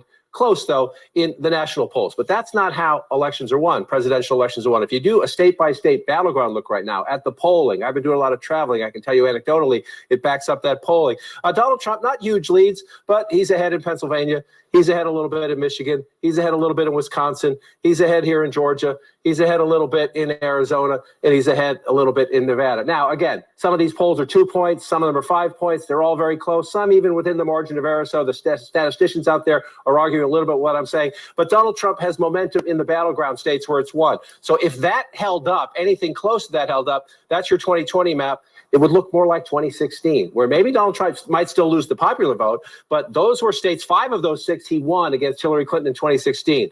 Nevada went for Clinton in 2016, but is leaning Trump's way right now. So that is where we are as the candidates get on stage tonight. Nationally, a tight race. In the battlegrounds, though, it is advantage Trump. And here's the biggest reason right now. It is simply very difficult. Many would argue impossible for an incumbent to win re-election when only 38% of the country, that's a lot of Democrats and independents saying they disapprove of your job as president, is 38% approval rating for the president right now, Anderson, as he walks onto that debate stage in less than an hour. And he's also in the 30s, mid to high 30s in some of these battleground states. That is an untenable position for an incumbent. I know it seems early, but it's getting late to change that. And he has to change that if he wants to win. Yeah, John King, thanks very much. Back with the team here in New York. David Axelrod, I mean, you think about the last election, Joe Biden had a convincing win, but in a number of states, I mean, those battleground states, I mean, Wisconsin was like 20,000 votes. 45,000 votes across 3 states, Wisconsin, Arizona. That's the difference between having Trump as the president now or Joe Biden. Exactly, yes. I mean, the 7 million that Biden won by nationally was irrelevant. It's how you get to that 270. Right now, he has a hard task because the places where he has to win are Wisconsin, Pennsylvania, Michigan. He's behind in all of them. The other states are more difficult because they have larger numbers of minority voters who aren't giving him the same numbers that they gave him before. So he, in some ways, he has to pull an inside straight in order to get to 270. And that is the thing to keep an eye on. And that's only on the existing map as we knew it in the last election. Virginia is on the board. Minnesota is on the board. The Republicans think New Mexico is on the board. There is a possibility here that this map of states gets larger and Joe Biden is defending even more territory than we already think. Just look at the regions, the Sun Belt from Nevada all the way over across the southern United States to the eastern seaboard. It looks like it is getting away. And to your point, he's got one road. And right now, in those northern tier states, Donald Trump has something going on. And Pennsylvania, David, is the pivotal one. And if he doesn't win Pennsylvania, he cannot win the presidency. I just say real quickly, in 16 and in 20, the Trump campaign was behind the entire race, okay? We were never ahead in the polls. Not one poll. And so for us to be ahead, for the Trump campaign to be ahead at this point is really, should be really scary for the Biden campaign. Go ahead, Ben. Look, partly you get the benefit that we've had the stupidest summer of politics ever. We had court TV all summer long, basically making you guys a martyr, and we didn't talk about. No, you guys made us a martyr. Hey, no. Hey, listen, I think Donald Trump's behavior. Probably shouldn't have committed crime. Exactly. Maybe avoiding all those crimes might have been helpful. I don't know. But my point is, we had court TV all summer. We didn't talk about anything that actually matters, and gave you guys a chance to rally. This might be your high water mark. Wait till we get a chance to talk about real stuff. Like, for instance, this idea about democracy is a big deal. It's not some abstract thing. You got a 900-page playbook called Project 2025. I hope they ask about. They talk about how he's going to replace half of the civil service with loyalists. He's going to impound money, take money from Congress where he wants to. These guys are he has a nutty program he's not been asked one question about because we had the dumbest summer in politics. This is a reset button. But you're the person that says correctly, Van, when your check engine light comes on, you don't have $1,000. You don't care about any of that stuff. Hey, listen, democracy is important. The economy is important. A lot of stuff is important. You guys got a big boost because you had to rally around your guy because you thought he was under trouble. There's no more trials. Now we're going to put Donald Trump on trial for his record. I agree with you that it was incredible, but Donald Trump has gotten a boost out of the indictments. He got, he got help among his base through his conviction. I mean, if I were him, I'd go knock over a gas station. That might clean the whole thing. Well, but the issue he has here, right, is with suburban voters, with moderate voters. And the message that he's delivering has consistently been, we'll see what he does tonight, but the message he's delivered has consistently been, about himself, about retribution. He's really struggled on this question of abortion. He really has not been able to articulate an argument that lands with suburban voters, with women voters. So, starting tonight, which I would argue is sort of the starting gun here, as we know more people are going to tune in tonight than have tuned in to any other moment. Than have tuned in to any other moment in this campaign. And this is an opportunity for Joe Biden to reach those voters who are going to ultimately decide this election. And that is the theory of the case for the Biden folks, is that people are not paying attention yet. But what he needs to be able to do tonight is answer the question on some of these issues that Donald Trump has dominated on. Border and the economy are the number 1 and 2 issues for Americans across the board. Donald Trump has a message, but Joe Biden needs to be able to say, I made the most conservative compromise on border security in decades, and Donald Trump held it up because he wanted it to be a campaign issue. Can he articulate that? Can he make that something that fits into the larger theme, which is I'm fighting for you. Donald Trump is always fighting for Donald Trump. I think fighting on immigration. I think it's the wrong. If he says, look, I set this barn on fire for 3.5 years and ran in here with a water gun, it's not the correct ground. Look, he's going to get the question, Scott. The question is how does he I agree with Scott to a degree that I'm not sure immigration is the best issue for him broadly with the electorate and even with his base. His base is not exactly thrilled with him on that issue. It's tricky with Hispanic voters. But honestly, when it comes to Joe Biden, the moments that I think the Democrats are the happiest with him are, for example, the State of the Union, when he has a moment. And he's going to need a moment tonight. He is going to need a moment that is not about policy necessarily, but about how he handles that stage. And that sounds superficial. But I also, it's very profound. Could I just say solidifying the base, which is before he even gets to the point of peeling away suburban voters from Donald Trump, he has got to get his people in line. You know what's crazy? It's almost July. It's almost July, and you're out here talking about the incumbent president, needing to solidify his base. That is crazy to me. But you're exactly right. But that is exactly where we are. Is you mentioned he has problems with his base on immigration. What was interesting about that Siena poll yesterday was actually Hispanics thought Trump was preferable on the border on immigration. But this idea that he's going to talk to voters who haven't plugged in yet, some of that may be true. A lot of these disengaged voters aren't going to watch this debate on TV. They're going to watch it through social media. And this thing is going to get sliced and diced all night long. So these moments become very, very big. But also, it's not just immigration. On almost every issue, Donald Trump is leading Joe Biden on those issues. So that's not just an immigration issue. It's broadly. But I also would say, he doesn't have to win the debate on immigration. He doesn't have to win the race on immigration. He has to mitigate some of the damage. He has to deliver a strong message tonight. He has to have a strong rebuttal. But he's not going to win the race on the back of the argument about immigration. So there are many other issues that are just as important to the swing voters who are going to decide. I just want to point out for our viewers, nobody on this stage has any idea about what the questions are going on, including myself. Oh, you guys didn't get the memo. Anyway, I guess I have one on you now, Anderson Cooper. I just wanted to briefly say, so I rewatched both of the 2020 debates, and Joe Biden ran as a centrist. He performed as a centrist Democrat.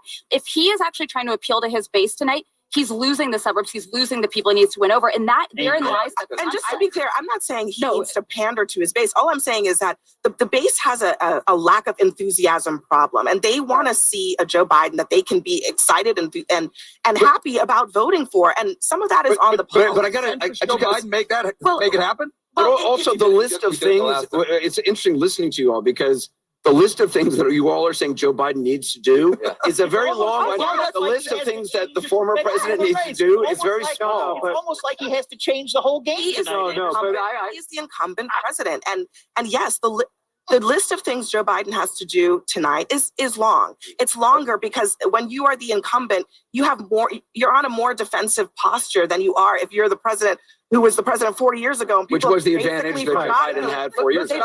John King, our absent colleague, has correct analogy. Bending steel. I mean, that's what 80-year-old Joe Biden's got to do. That's what I say, something. This is part of what's going on. This is it's not a left-wing period. It's not a right-wing period. It's a turbulent, volatile period. And people out there are hurting and uncertain because of the things that we are all concerned about. I think you are right. If he tries to hit a laundry list of all these different things, that's not going to be a good debate for Biden. What Biden's got to do is remind people why we liked him in the first place, that he actually gives a damn. is a serious man, that he takes these issues seriously, that he's actually trying to help people, not just himself. And if he can pull that off and get a moment, like you said, Abby, then I think we can use this as a reset moment. Right now, you are correct, Scott. This thing is in the toilet and starting to swirl. But that is tonight. That is before the debate. That's before the debate. Joe Biden convinced everybody to vote for him because he was a benign Democrat. Still is. That just he convinced everybody. Please, I'm going to unite. No. You watched the debate from 4 years ago. He turned these questions. That's what he has to do tonight. He has to take these questions. It's not that he comes out with a laundry list. The moderators are going to have a list. He has some sense, even though no one knows what the questions are, what they're going to hit on. They're certainly going to hit on immigration. They're certainly going to hit on abortion. They're going to hit on the economy. He's a good and the man. question is, how do you take those questions and put Trump on the defense? The moment you all are all talking about that he needs tonight, that I also agree that he needs. By the way, this may be the last chance he gets to have it. I'm not convinced they're going to debate again. Yeah. They may never meet each other or see each other ever again. It's late June. I know the election's still far away, but we may the history of tonight and why you have to watch this tonight is this may be the entire last 90 minutes? best chance for Joe Biden to do something dramatic enough to get out of the toilet that you just mentioned. 38% approval, losing in the swing states. He's got one chance. One chance. And it also may be the moment that Donald Trump says something that is so off-putting and unpalatable to swing voters that he tanks his campaign for the rest of the night. I think that's a I'm very betting on real Joe. possibility. The stakes are high for both of them. That I'm is a betting on very Joe. real possibility for I'm betting Donald on Joe. Trump. I mean, all of this being said, Trump is the wild card here. He is the one who tends to have a hard time controlling himself. And the number one task for Joe Biden is going to be to, in small ways, not spend all his time to do that, but provoke Trump into being himself on that stage and not being the guy who rehearsed for weeks and weeks. Abby, if the real Joe Biden comes through, I think it's going to be great. And if the real Donald Trump comes through, I think it's going to be great for Joe Biden. And I think this point is so important that what Trump needs to do is essentially not be himself for 90 minutes and play somebody that he is not for 90 minutes. Do we think he's capable of that? What? I haven't seen him. Only 3 minutes at a time, I think. You got to break it down into 3 to 5 minute With chunks. just about 45 minutes to go until the main event, we have new reporting on what the Biden camp hopes to accomplish tonight. Also, California Governor Gavin Newsom, a Biden surrogate, joins us as our CNN debate night rolls on. We'll be right back.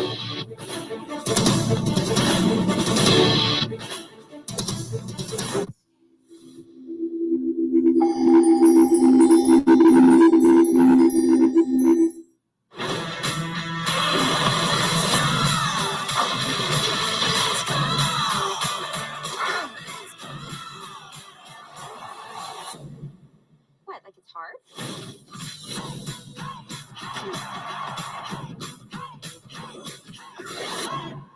Let me fight beside you.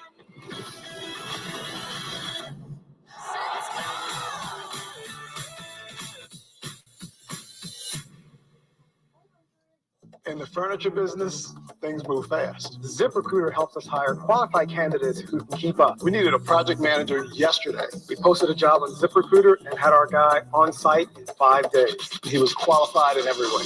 ZipRecruiter finds the best candidates for all our jobs. They helped us build our dream team, and we did it fast. Was that too fast for you?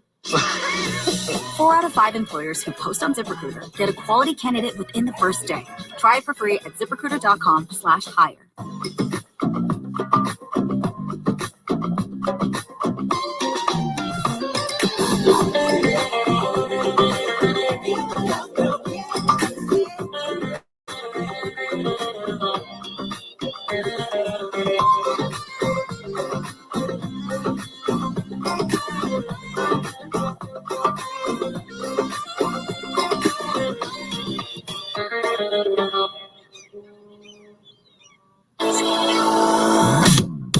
Hi there.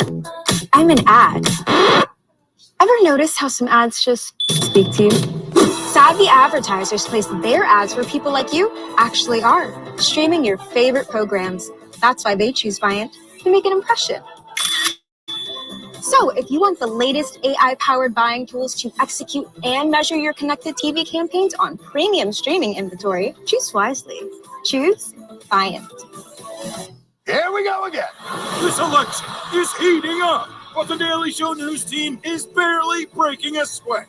It's the most wonderful time of the year. Comedy Central's The Daily Show, weeknights on Comedy Central. Sometimes I imagine what I'd write today for my dear friend Martin. I'd remind people that all hate thrives on one thing: silence. The people who will change the nation are those who speak out, who refuse to be bystanders, who raise their voices against injustice. When we stand up to silence, we stand up to all hate.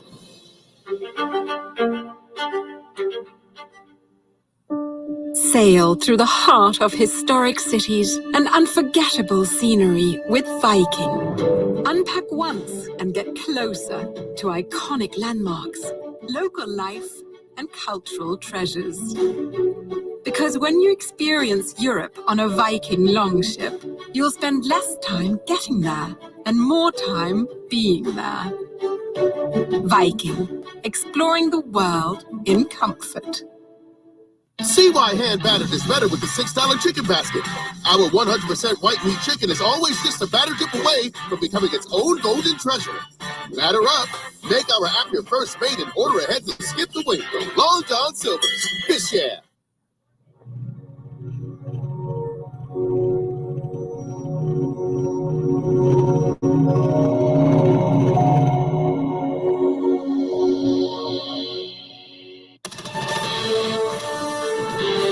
With 40 minutes to go until the first debate between the president and former president, there is new reporting from inside the Biden team. CNN's MJ Lee has that, joins us now. So I understand President Biden's team believes tonight is a opportunity for him to try to dispel concerns over his age. Yeah, Anderson, the Biden campaign knows that they have a really stubborn problem to fix, and that is that too many Americans are tuned out of the election. Too many voters, including persuadable voters who could really be key in deciding this election, are simply not paying attention to the news. And they know that that means that a lot of people, the impression that they have of Biden right now, are coming from and being shaped by these 5, 10, 15-second clips that you see on YouTube or social media, TikTok. And that a lot of the times these clips can be unflattering, particularly as we've seen the former president, Donald Trump, and his allies try to paint the president as feeble and senile. And they believe that tonight is going to be one of their best opportunities yet to try to shatter some of those impressions. They want to reach voters who wouldn't typically tune in to a full speech or an event featuring the president. And they believe that many Americans are going to want to tune in to most, if not all, of the 90 minutes of the debate tonight. And the hope for the Biden campaign is that at the end of the night, many voters will have seen what aides insist is a vigorous 81-year-old man who is fully capable of carrying out the intense duties that come with the presidency. And Anderson, we have been reporting all week on what has been going on at Camp David on the debate preparations. They have been refining their message, refining their vision, going through the mock debates and really preparing for every version of Donald Trump that could come to the debate stage tonight. But those preparations are all over. And it is now entirely on President Biden and President Biden alone to try to execute on everything that he and his team have been working on over the past week. MJ Lee, thank you. Aaron, back to you. All right, Anderson. And with me now is the California governor and Biden supporter, Gavin Newsom. And Governor Newsom, I appreciate your time. So you came here to Atlanta to support the president. I want to start just with sort of the protocol here, because there's been this emerging reporting about something that may not seem important, but is, and it's the handshake. It's when they both walk out. And do you shake or do you not shake? And apparently he's considering not shaking Trump's hand. Yeah. Trump's also considering. Or is it a mistake if they don't? I like people shaking hands. I like civility. We're all, at the end of the day, we all want to be loved. We all need to be loved. We want to be protected, connected, respected. There's humanity here. There's also respect. President of the United States. I think Trump should shake Biden's hand. And Biden should. I'd like to, but look, if we're getting into this nitty gritty, we've run out of punditry pre-debate. Well, I mean, but we know the optics matter. And part of the reason they matter, Governor, is because so many people are watching just for what MJ Lee's saying. They want to see that the president of the United States is of sound mind, that he isn't feeble, I also want to see people are someone watching for that. Yeah, and look, you want someone who's also confident, walks in. President Biden is confident. He's got a record and he's got a vision for the future. So walking in confidently, shaking a hand, I think our kids are watching as well. I prefer a world like that. That's personal. That's not me talking about the kid. Okay, but you have spent time with him. You and I were just talking. I was with him in Wisconsin weeks ago, but you were with him last week in LA at that rally where that video went viral, where President Obama, kind of took his arm and took him off the stage. So you were there. Yeah, it's the weaponization of these clips. It was ridiculous. That's not I was what with happened? him for hours and hours on the photo line with President Obama. He had just flown back from the G7. He had a stopover, barely slept. No one could have kept that schedule. He did a wonderful job in private with all the donors, with surrogates, did an amazing job on stage. As I said, I was 4 feet away. That was ridiculous. And it goes to the weaponization of the moment and the situational nature of politics at this moment. But I get it. Those things matter. We've got to confront those. We've got to be aggressive in that response. Tonight's that opportunity. All right. So immigration most certainly will be a topic tonight. All right. We've just learned that border crossings are down since 40%. Down 40%. There's still about 2,000 a day. Earlier this month, there were 8 Tajik nationals, as you know, who were arrested. They were arrested as they had gotten as far as LA, Philadelphia, and New York. And they were arrested because the FBI had concern about an imminent attack in at least one of those cities. Right. How does the president defend that? Well, I'm the governor of the largest border state in America, which has the largest land port in the Western Hemisphere. This is not an issue that intellectually I'm curious about. It's one we live every single day. I put the National Guard down at the border. I've been an advocate for the bipartisan border deal that President Biden negotiated that was advanced. That included, by the way, interestingly, $650 million the border wall, 4,300 asylum officers, 1,500 Border Patrol members, as well as 10,000 new detention beds. And Trump killed it. And his surrogates killed it. Speaker Johnson killed it. They had the opportunity to address it. So Biden did what he needed to do with the EO, and it's already proven to create results. But we need something more than just border reform. We need comprehensive immigration reform. All right. So, but on this front, I mean, I just have these Tajik nationals again. Yeah. And the FBI had actually wanted to monitor them and figure out what their networks were. They weren't able to do that because they were so worried that there was an imminent attack. That's at least what they're telling us. But it goes to the broader issue of the border. It's been politicized. The day the president got into office, he put out a comprehensive border strategy. The Republicans wanted nothing to do with it. 7 million illegal border crossings since he took office. Exactly right. 7 million people. That's right. Is that not his failure too? I think it's the failure of Congress to work with the president of the United States. The president put out a plan, responsibility of the executive to put out a plan, and they refused to negotiate. They refused to take action. And two of the biggest cowards were people like Lindsey Graham, people like Marco Rubio, were part of the Gang of Eight in 2013, had the courage of their conviction to work with Democrats to address this issue. The president of the United States was willing to do that. They said no, and he still stuck with it, had a bipartisan deal that he negotiated that addressed a lot of their concerns. He moved farther than most, and Trump refused to do it because he wants it to be an issue tonight. He wants it to be an issue over the next many nights through this campaign for political benefit, period, full stop. But those 7 million people. That's right. President Biden, I understand what you're saying about the bill, and that bill would have done something about it. I hear you.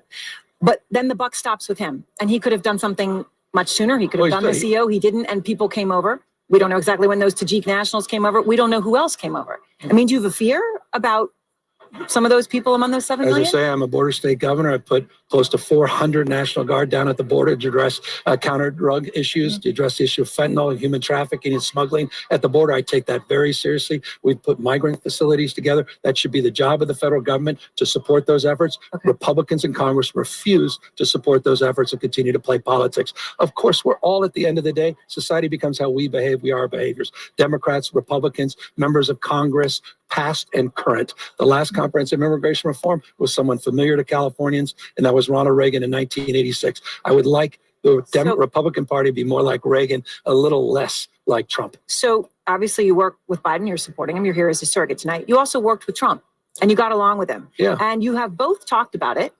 I'll play for everyone. We have a good relationship. We're obviously from different sides of the spectrum, but we have a very good relationship. I used to get along great with him, when I was president. I got along really good, Gavin. But you got along with Gavin Newsom? I did. I really did. He was always very nice to me. He said the greatest things. Every single direct request that he was capable of meeting, he has met. I can only speak for myself, but I have to be complimentary. Otherwise, I would be simply lying to you. It was incredible. He played no politics during COVID with California. Played none whatsoever. It was so anomalous. could you work with him again? Well, we'll see. He's calling me new scum. He's really elevated. I think my 7th grade friend called me new scum. That's the elevation of the maturity of Donald Trump as he's gotten older. But look, I'll work with anyone that wants to work to advance the cause of this country, my state, and the world we're trying to build. That goes back to the civility of shaking someone's hand. I'm just not that person. Open hand, not closed fist. We vehemently disagree with one another. I live in the most un-Trump state in America. We were involved in 122 lawsuits against the Trump administration. But when it came to COVID, when it came to wildfires and floods, He delivered for you. well, he delivered because we had to go a long way to kiss the proverbial ring. That's the difference between this guy. And that's what you're seeing. It's a bit of a kleptocracy of sorts. That's what he's running right now. Look at the folks that are doing these fundraisers for him. It's all about what they can carve out to get in return for themselves. Trump, yes, I know it's a talking point for us, all about himself. Everybody knows that, including his supporters.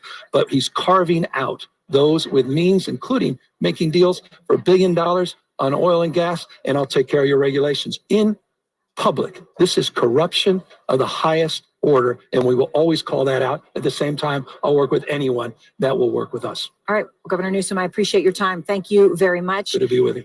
And next, we are just now learning more about the whereabouts of the woman who is not in this picture, the former First Lady, Melania Trump. Where is she?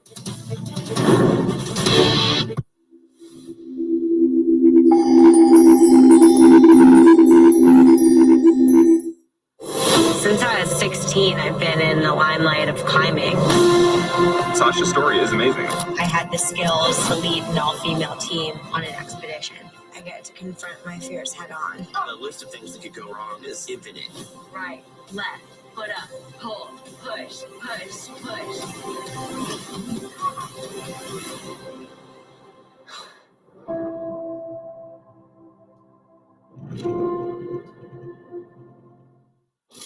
For legal reasons, we can't say an Egg McMuffin is a hangover cure.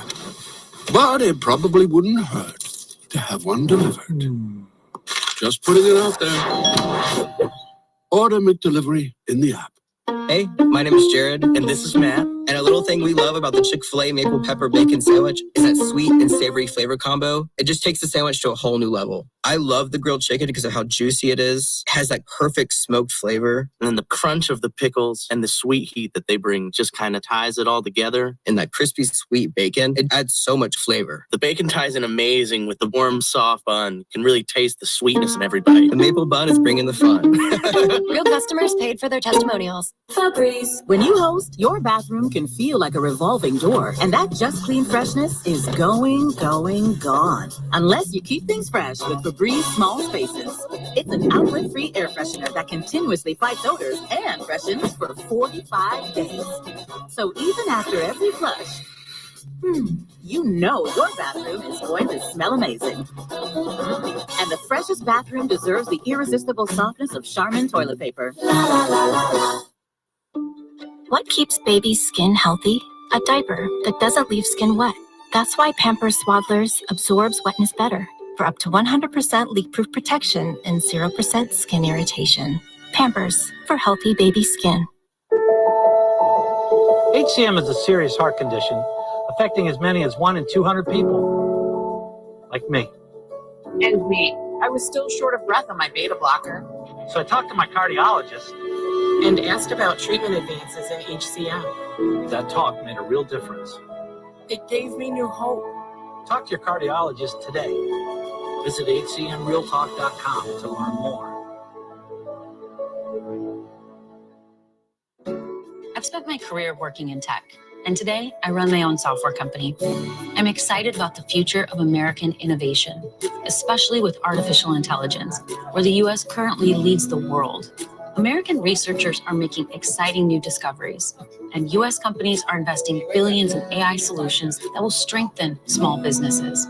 But foreign competitors like China want to surpass America in AI. Our leaders need to protect America's competitive edge. Take control of your health by boosting your force field, the immune system. Aura tells you when your temperature is higher than normal. Live smarter, stronger, healthier with the Aura Ring. See why hand battered is better with the $6 chicken basket. Our 100% white meat chicken is always just a batter dip away from becoming its own golden treasure. Batter up, make our app your first mate, and order ahead to skip the wait from Long John Silver's. Fish share.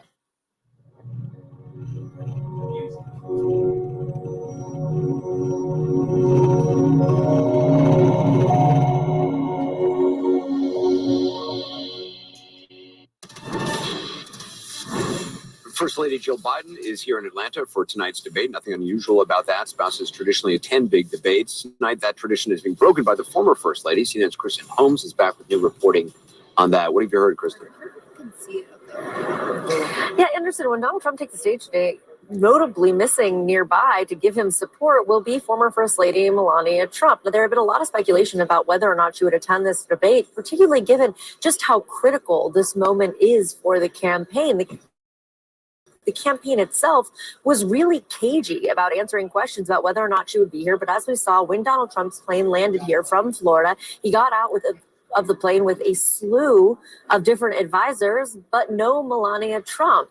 Now, there's some reasons why this isn't that surprising. Just remember, since he launched his presidential campaign 2 years ago, she's attended only one actual campaign public event, and that was the launching of his third presidential bid at her Mar-a-Lago home. And while his advisors and aides insist that she is supportive of him, of his political ambitions, that she is just more focused on raising Barron, this, of course, has raised questions as to why she's not out there on the campaign trail, particularly when you see First Lady Jill Biden, who has become an active surrogate for her husband, out there. Today, she was even talking to donors, visiting a campaign headquarters. So very different vibe, if you will, from both of these two women as we head into this campaign season. Kristen Holmes, thanks very much. I want to go to Michigan, to the battleground state, where voter reaction to what happens tonight will be critical for both campaigns. Laura Coates is with the group of undecided voters who are going to be watching and reacting to the debate. What are you hearing, Laura?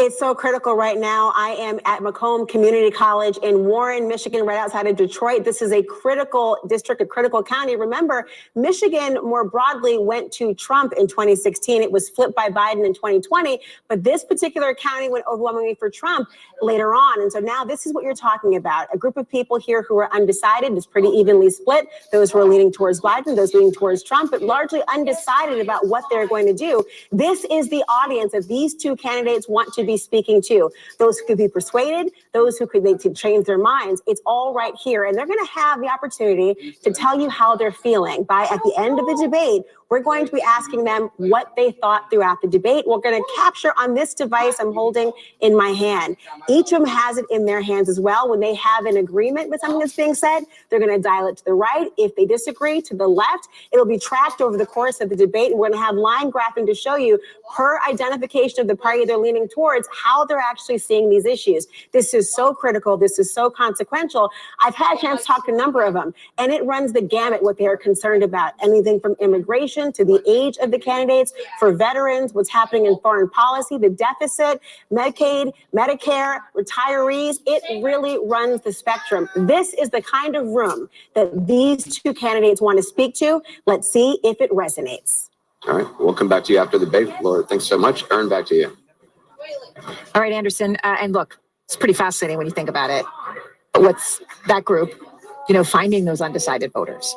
There are more of them maybe than many people believe. Well, the general term of art at this point, or the general thought is that it's 6% of the voters in 6 states who are going to decide this election, that 94% of voters are already settled, yep. And 44 states are already settled, and that it's only 6 swing states, 3 in the north, 3 in the south and southwest, and about 6%, and they're called the deciders. I mean, they even got a name at this point.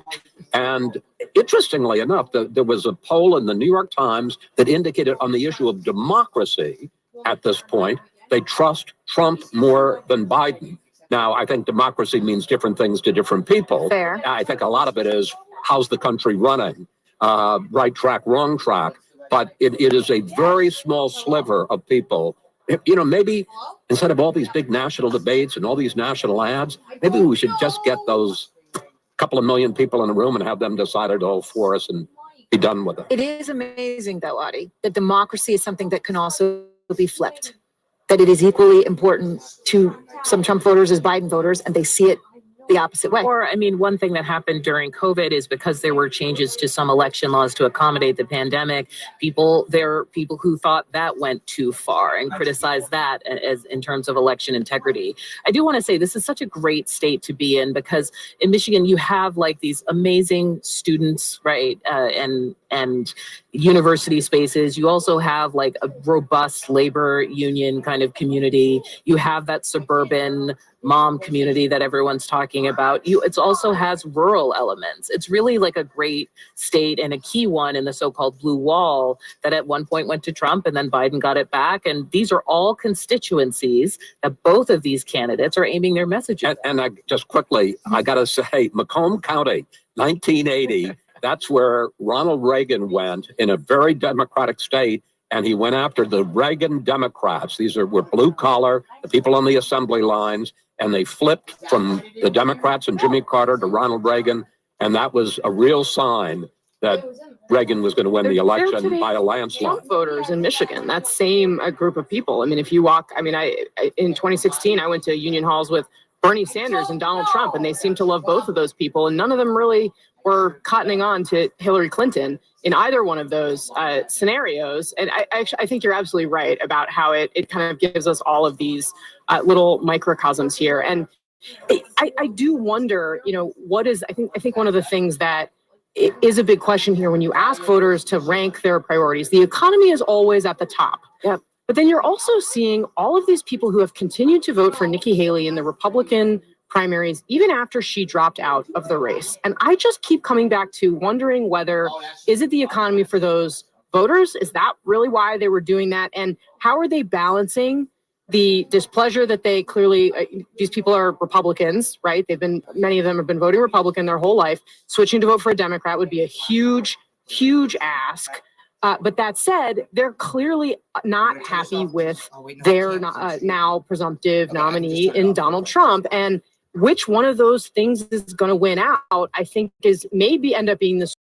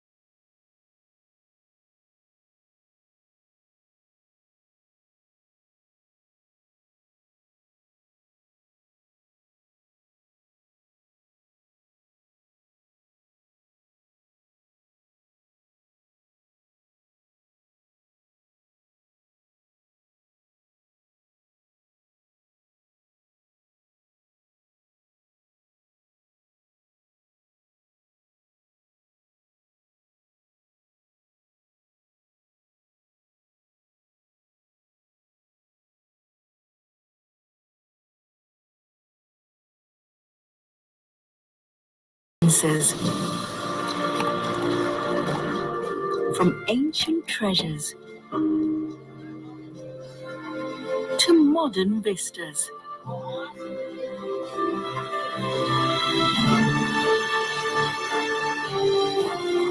Our land is our gift. It provides for us and inspires us to share it. Go Mongolia. The ever-changing weather around the world, ever-diverse terrain and roads across the world. With Kumho Tire, that has conquered all. There is no road you cannot go. Go with Kumho. Kumho Tire. Thinking of banking in Africa? Think Zenith. In today's fast-moving, fast-changing world, you need a financial partner that understands your unique expectations. A bank with presence in major financial centers across the world, with the enabling platform to facilitate seamlessly, whenever, wherever, however. A bank with best-in-class financial solutions from a superb combination of technology and human touch for easy, fast, and secure banking that creates real value. Turning dreams into reality is now in your hands. People, technology, service. Zenith Bank, in your best interest. I'm Dr. Sanjay Gupta in New York, and this is CNN.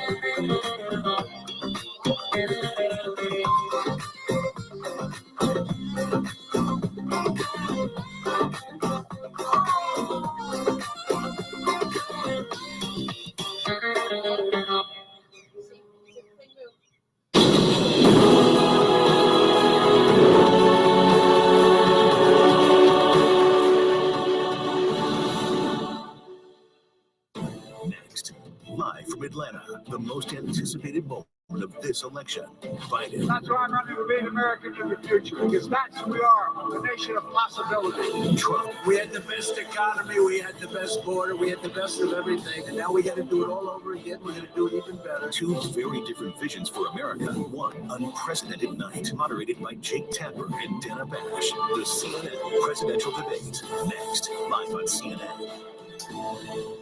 Every weekday morning. Here are the 5 things you need to know to start your day. Get the news you need. How about this for an earnings call headline? In 5 minutes or less. Bravo! CNN's 5 Things with Kate Bolton. Streaming weekdays on CNN.com and Max. July 4th on CNN, the UK heads to the polls, a crucial election.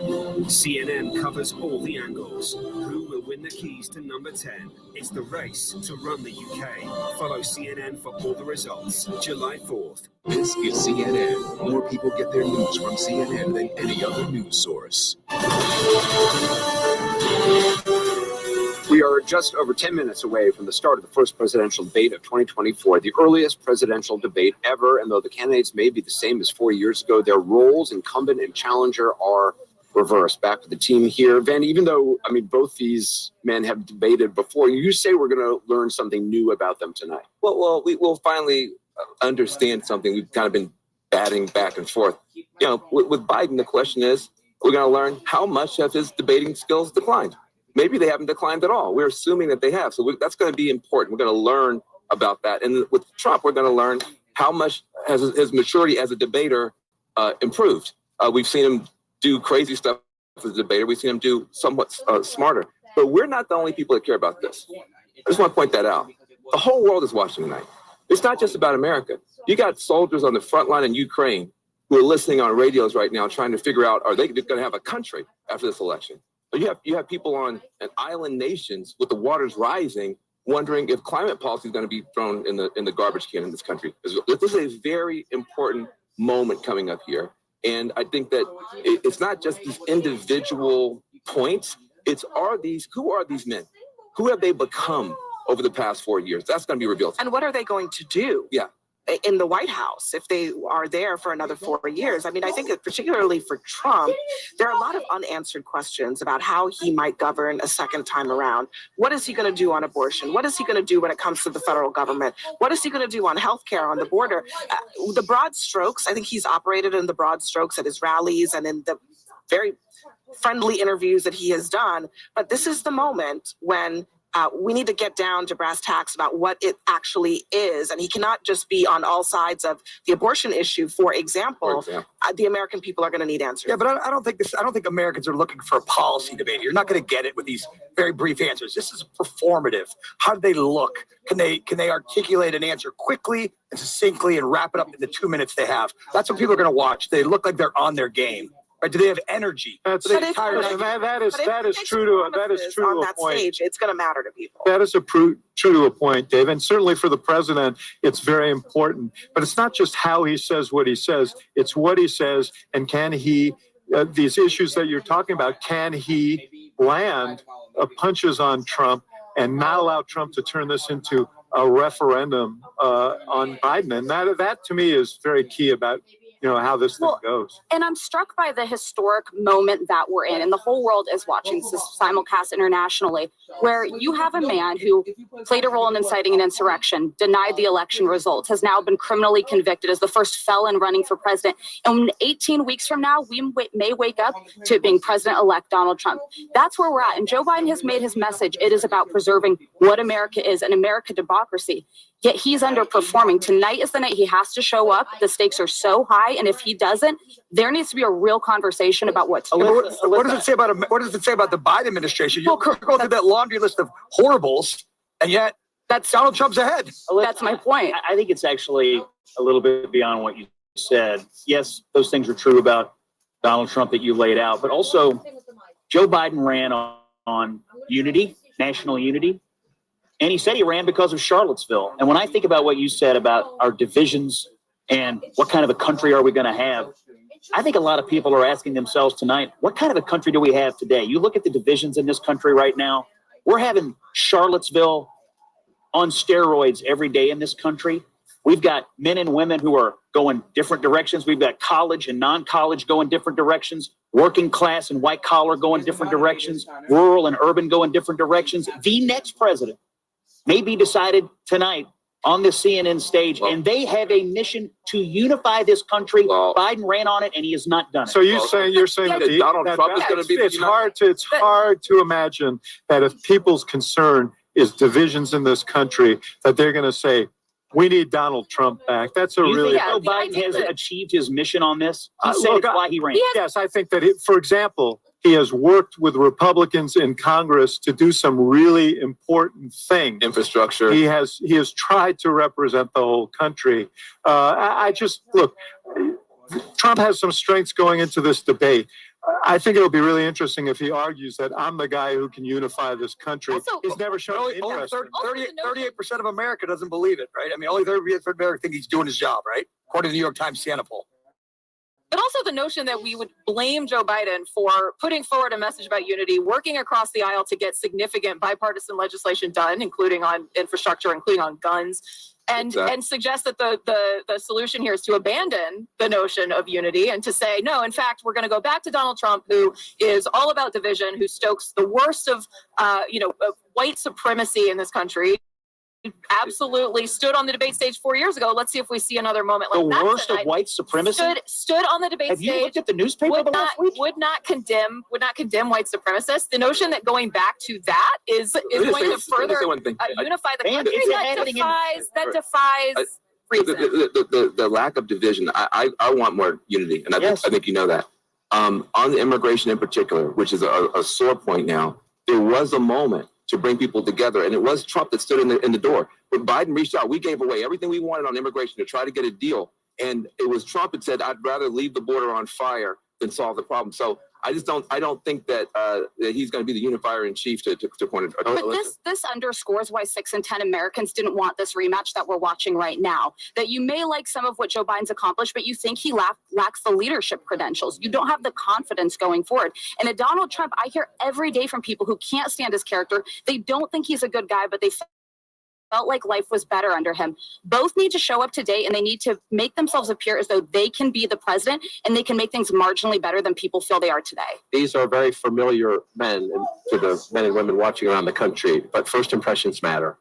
Back to Vance's point, who frames this early on? They're going to argue over 90 minutes about the border, about the cost of living, about the world in Ukraine, about character, about personal, about democracy, about gender. They're going to have all those fights.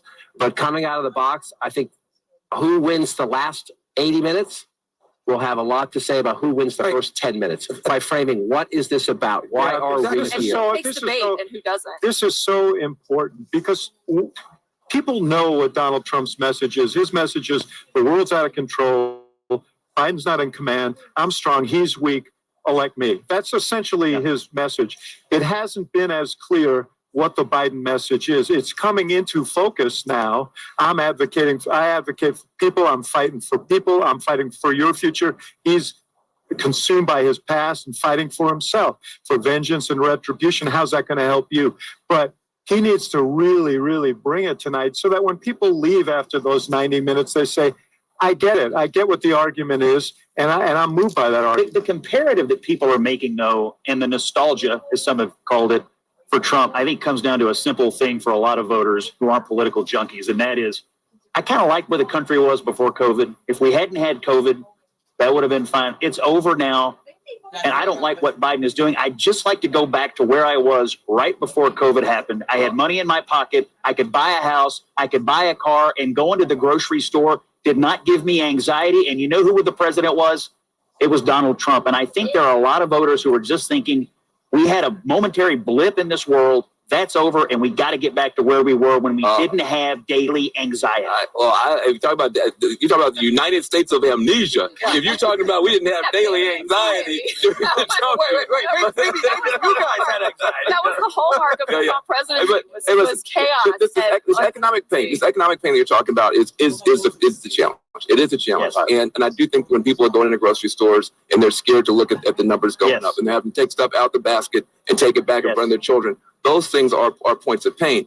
The problem is Donald Trump's proposals would make all that dramatically worse. And I mean, when you're talking about a bunch of economists came out and said you would have inflation with a rocket on the back of it if Donald Trump got back in there. And so that's a tougher argument to make. But the idea that you're going to be able to go back in time and have this kind of imaginary, wonderful moment where the country was united and everything was great. That never happened. That's mythology. That's the United States of amnesia. And I think though, David, but David, you know what? I think that we can't paint too broad of a brush here. One of the reasons why I think Donald Trump has always struggled with suburban women in particular is because of that anxiety, is because they do not believe that he is a uniter. They woke up every morning and wanted to turn the TV off in front of their children.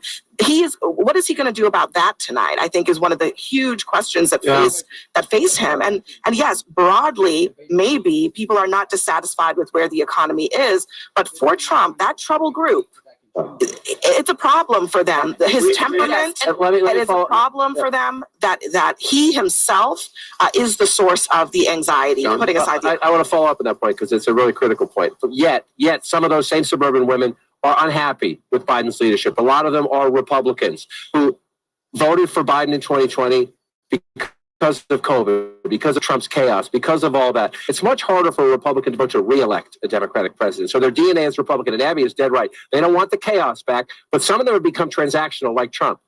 He'll close the border, he'll cut my taxes, I'll block all that stuff out. I think the challenge for the president tonight, for both of them really, the country's drifting. People are still dealing with COVID. You might think you're not dealing with COVID. Everybody at this table is dealing with COVID. Those of us with kids understand what it's like to deal with the COVID hangover. Then the cost of living thing came in. The American people don't feel there's a North Star. Where are we going?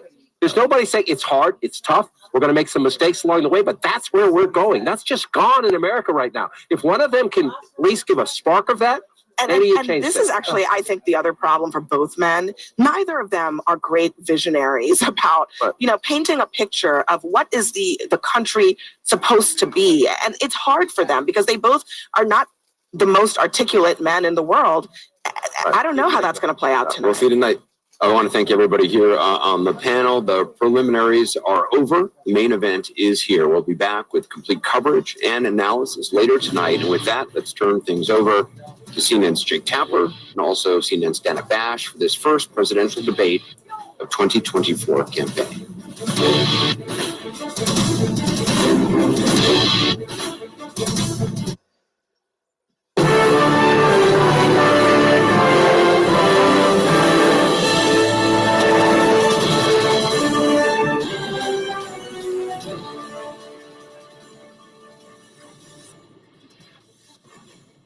We're live from Georgia, a key battleground state in the race for the White House. In just moments, the current U.S. president will debate the former U.S. president as their party's presumptive nominees, a first in American history.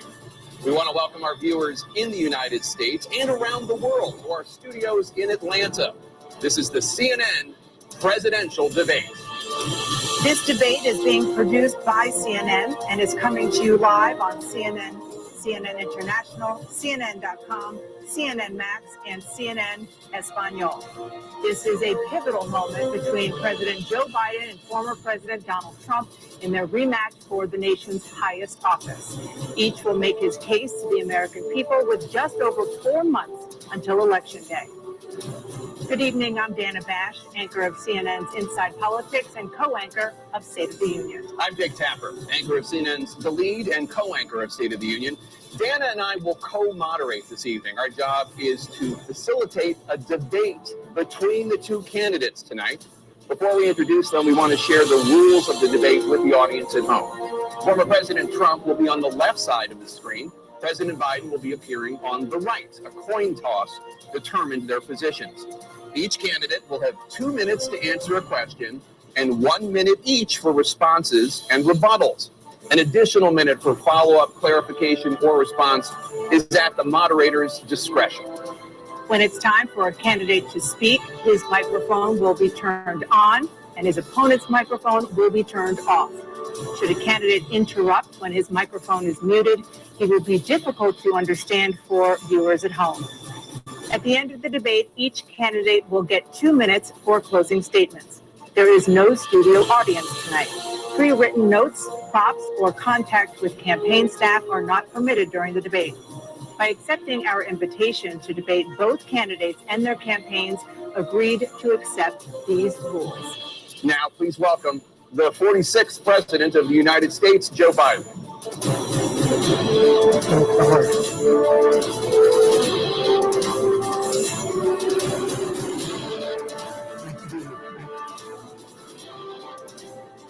And please welcome the 45th President of the United States, Donald Trump.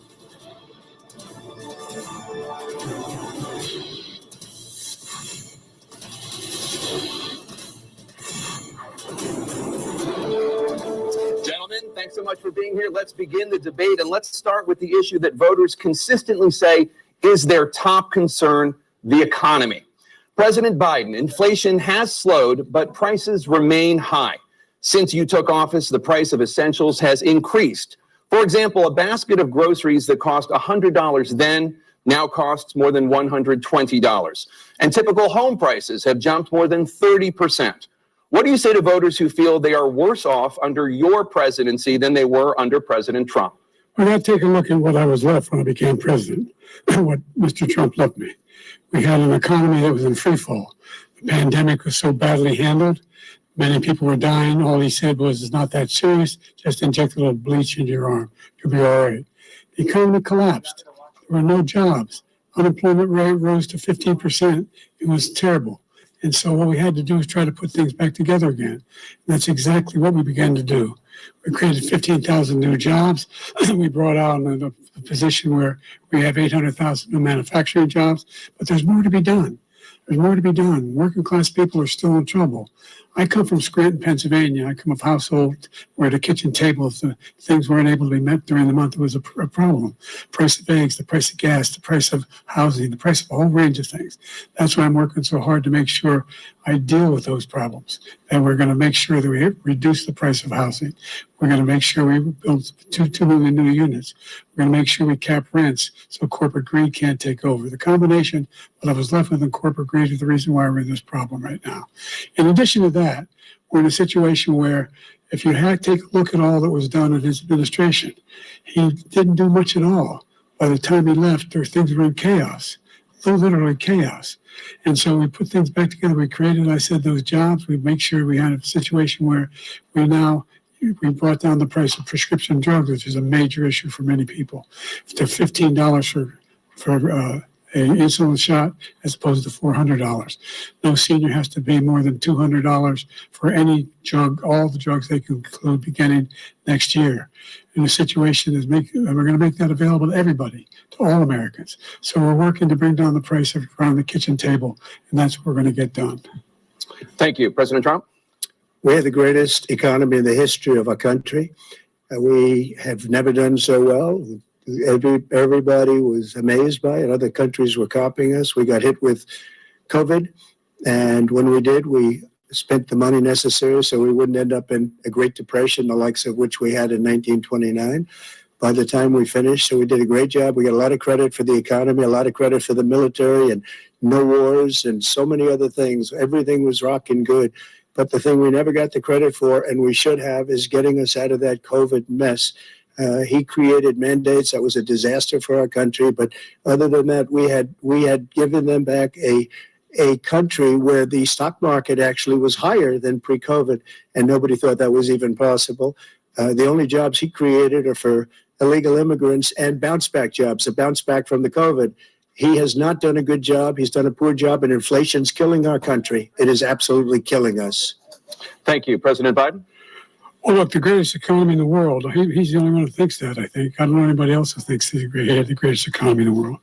And, the fact of the matter is that we found ourselves in a situation where his economy, he rewarded the wealthy. He had the largest tax cut in American history, $2 trillion. He raised a deficit larger than any president has in any one term. He's the only president other than Herbert Hoover who's lost more jobs than he had when he began, since Herbert Hoover. The idea that he did something that was significant in the military, when he was president, they were still killing people in Afghanistan. He didn't do anything about that. When he was president, we were still finding ourselves in a position where you had a notion that we were this safe country. The truth is, I'm the only president this century that doesn't have this decade, that doesn't have any troops dying anywhere in the world like he did. President Trump, I want to follow up if I can. Am I allowed to respond to him? Well, I'm going to ask you a follow-up. You can do whatever you want with the minute that we give you. I want to follow up. You want to impose a 10% tariff on all goods coming into the U.S. How will you ensure that doesn't drive prices even higher? It's not going to drive them higher. It's just going to cause countries that have been ripping us off for years, like China and many others, in all fairness to China. It's going to just force them to pay us a lot of money, reduce our deficit tremendously, and give us a lot of power for other things. But he made a statement. The only thing he was right about is I gave you the largest tax cut in history. I also gave you the largest regulation cut in history. That's why we had all the jobs. And the jobs went down, and then they bounced back, and he's taking credit for bounce back jobs. You can't do that. He also said he inherited 9% inflation. No, he inherited almost no inflation, and it stayed that way for 14 months. And then it blew up under his leadership because they spent money like a bunch of people that didn't know what they were doing, and they don't know what they were doing. It was probably the worst administration in history. There's never been. And as far as Afghanistan is concerned, I was getting out of Afghanistan, but we were getting out with dignity, with strength, with power. He got out. It was the most embarrassing day in the history of our country's life. President Trump, over the last 8 years, under both of your administrations, the national debt soared to record highs. And according to a new nonpartisan analysis, President Trump, your administration approved $8.4 trillion in new debt, while so far, President Biden, you've approved $4.3 trillion in new debt. So, former President Trump, many of the tax cuts that you signed into law are set to expire next year. You want to extend them and go even further, you say. With the U.S. facing trillion-dollar deficits and record debt, Why should top earners and corporations pay even less in taxes than they do now? Because the tax cuts spurred the greatest economy that we've ever seen just prior to COVID. And even after COVID, it was so strong that we were able to get through COVID much better than just about any other country. But we spurred, that tax spurred. Now, when we cut the taxes, as an example, the corporate tax was cut down to 21% from 39%, plus beyond that. We took in more revenue with much less tax, and companies were bringing back trillions of dollars back into our country. The country was going like never before, and we were ready to start paying down debt. We were ready to start using the liquid gold right under our feet, the oil and gas right under our feet. We were going to have something that nobody else has had. We got hit with COVID. We did a lot to fix it. I gave him an unbelievable situation with all of the therapeutics and all of the things that we came up with. We gave him something great. Remember, more people died under his administration, even though we had largely fixed it. More people died under his administration than our administration, and we were right in the middle of it, something which a lot of people don't like to talk about. But he had far more people dying in his administration. He did the mandate, which is a disaster, mandating it. The vaccine went out. He did a mandate on the vaccine, which is the thing that people most objected to about the vaccine. And he did a very poor job, just a very poor job. And I will tell you, not only poor there, but throughout the entire world, we're no longer respected as a country. They don't respect our leadership. They don't respect the United States anymore. We're like a third world nation between weaponization of his election, trying to go after his political opponent, all of the things he's done. We've become like a third world nation, and it's a shame. The damage he's done to our country, and I'd love to ask him, and will, why he allowed millions of people to come in here from prisons, jails, and mental institutions to come into our country and destroy our country. President Trump, we will get to immigration later in this block. President Biden, I want to give you an opportunity to respond to this question about the national debt. He had the largest national debt of any president in a 4-year period, number one. Number two, that $2 trillion tax cut benefited the very wealthy. Now, what I'm going to do is fix the tax system. For example, we have 1,000 trillionaires in America. Billionaires in America. And what's happening? They're in a situation where they, in fact, pay 8.2% in taxes. If they just paid 24%, 25%, either one of those numbers, I mean, they've raised $500 billion, I should say, in a 10-year period.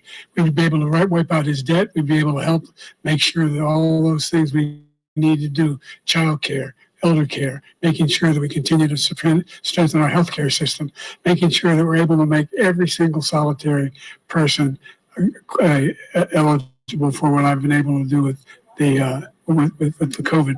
Excuse me, with dealing with everything we have to do with. Look, if we finally beat Medicare.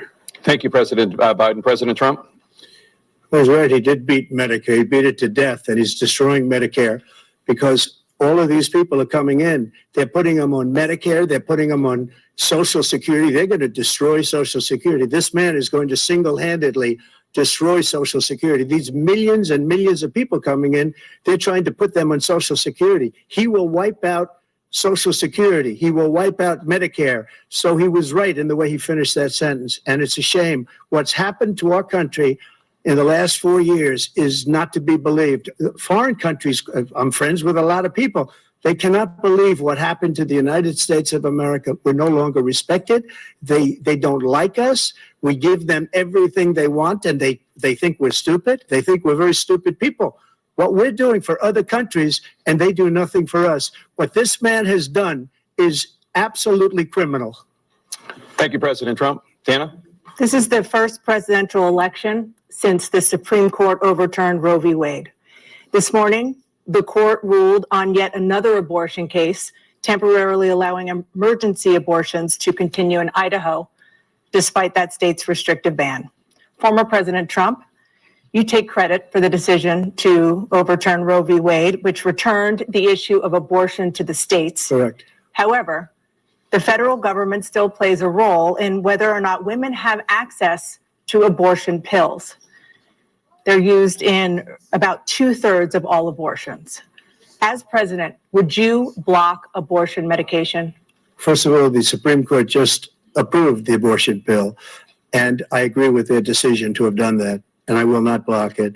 And if you look at this whole question that you're asking, complex, but not really complex. 51 years ago, you had Roe v. Wade, and everybody wanted to get it back to the states. Everybody, without exception. Democrats, Republicans, liberals, conservatives, everybody wanted it back. Religious leaders. And what I did is I put 3 great Supreme Court justices on the court, and they happened to vote in favor of killing Roe v. Wade and moving it back to the states. This is something that everybody wanted. Now, 10 years ago or so, they started talking about how many weeks and how many this, getting into other things. But every legal scholar throughout the world, the most respected, wanted it brought back to the states. I did that. Now the states are working it out. If you look at Ohio, it was a decision that was an end result that was a little bit more liberal than you would have thought. Kansas, I would say the same thing. Texas is different. Florida is different. But they're all making their own decisions right now. And right now, the states control it. That's the vote of the people. Like Ronald Reagan, I believe in the exceptions. I am a person that believes.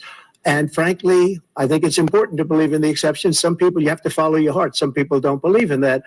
But I believe in the exceptions for rape, incest, and the life of the mother. I think it's very important. Some people don't. Follow your heart. But you have to get elected also. And because that has to do with other things. You got to get elected. The problem they have is they're radical because they will take the life of a child in the 8th month, the 9th month, and even after birth. After birth, if you look at the former governor of Virginia, he was willing to do this. He said, we'll put the baby aside and we'll determine what we do with the baby, meaning we'll kill the baby. What happened is we brought it back to the states, and the country is now coming together on this issue. It's been a great thing. Thank you. President Biden? It's been a terrible thing, what you've done. The fact is that the vast majority of constitutional scholars supported Roe when it was decided. Supported Roe. And that's this idea that they're all against it is just ridiculous. And this is the guy who says the state should be able to have it. We're in a state where in 6 weeks, you don't even know whether you're pregnant or not, but you cannot see a doctor, and have him decide on what your circumstances are, whether you need help. The idea that states are able to do this is a little like saying we're going to turn civil rights back to the states. Let each state have a different rule. Look, there's so many young women who have been, including a young woman who just was murdered, and he went to the funeral. The idea that she was murdered by an immigrant coming in, they talk about that. But here's the deal. There's a lot of young women who are being raped by their in-laws, by their spouses, brothers and sisters, it's just ridiculous. And they can do nothing about it. And they try to arrest them when they cross state lines. Thank you. There have been many young women murdered by the same people he allows to come across our border. We have a border that's the most dangerous place anywhere in the world. Consider the most dangerous place anywhere in the world. And he opened it up, and these killers are coming into our country, and they are raping and killing women. And it's a terrible thing. As far as the abortion is concerned, it is now back with the states. The states are voting. In many cases, it's frankly a very liberal decision. In many cases, it's the opposite. But they're voting, and it's bringing it back to the vote of the people, which is what everybody wanted, including the founders, if they knew about this issue, which frankly they didn't. But they would have, everybody wanted brought back. Ronald Reagan wanted it brought back. He wasn't able to get it. Everybody wanted it brought back, and many presidents had tried to get it back. I was the one to do it. And again, this gives it the vote of the people, and that's where they wanted it. Every legal scholar wanted it that way. Staying on the topic of abortion, President Biden, 7 states, I'll let you do that. This is the same topic. 7 states have no legal restrictions on how far into a pregnancy a woman can obtain an abortion. Do you support any legal limits on how late a woman should be able to terminate a pregnancy? I supported Roe v. Wade, which had 3 trimesters. The first time is between the woman and the doctor. Second time is between the doctor and an extreme situation. The third time is between the doctor, between the woman and the state. The idea that the politicians, that the founders wanted the politicians to be the ones making decisions about women's health is ridiculous. That's the last. No politician should be making that decision. A doctor should be making those decisions. That's how it should be run. That's what you're going to do. And if I'm elected, I'm going to restore Roe v. Wade. So that means he can take the life of the baby in the 9th month and even after birth, because some states, Democrat run, take it after birth. Again, the former governor of Virginia, put the baby down, then we decide what to do with it. So he's willing to, as we say, rip the baby out of the womb in the 9th month and kill the baby. Nobody wants that to happen, Democrat or Republican. Nobody wants it to happen. That is simply not true. The Roe v. Wade does not provide for that. That's not the circumstance. Only if a woman's life is in danger, she's going to die. That's the only circumstance in which that can happen. But we are not for late-term abortion, period. Period, period. Under Roe v. Wade, you have late-term abortion. You can do whatever you want, depending on the state. You can do whatever you want. We don't think that's a good thing. We think it's a radical thing. We think the Democrats are the radicals, not the Republicans. For 51 years, that was the law. 51 years, constitutional scholarship said it was the right way to go. 51 years, and it was taken away because this guy put very conservative members on the Supreme Court. He takes credit for taking it away. What's he going to do? What's he going to do, in fact, if the MAGA Republicans, he gets elected, and the MAGA Republicans control the Congress, and they pass a universal ban on abortion, period, across the board at 6 weeks or 7 or 8 or 10 weeks, something very, very conservative. Is he going to sign that bill? I'll veto it. He'll sign it. Thank you. Let's turn now to the issue of immigration and border security. President Biden, a record number of migrants have illegally crossed the southern border on your watch. Overwhelming border states and overburdening cities such as New York and Chicago, and in some cases causing real safety and security concerns. Given that, why should voters trust you to solve this crisis? Because we worked very hard to get a bipartisan agreement that not only changed all of that, it made sure that we are in a situation where you had no circumstance where they could come across the border with the number of border police there are now. We significantly increased the number of asylum officers, significantly. By the way, the Border Patrol endorsed my position. In addition to that, we found ourselves in a situation where when he was president, he was separating babies from their mothers, putting them in cages, making sure the families were separated. That's not the right way to go. What I've done since I've changed the law, what's happened?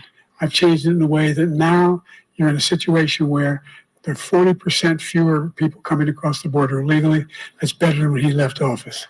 And I'm going to continue to move until we get the total ban on the total initiative relative to what we're going to do with more Border Patrol and more asylum officers.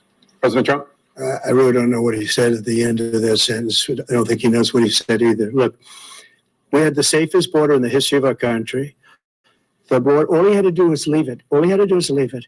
He decided to open up our border, open up our country to people that are from prisons, people that are from mental institutions, insane asylum, terrorists. We have the largest number of terrorists coming into our country right now, all terrorists, all over the world, not just in South America, all over the world. They come from the Middle East, everywhere, all over the world, they're pouring in.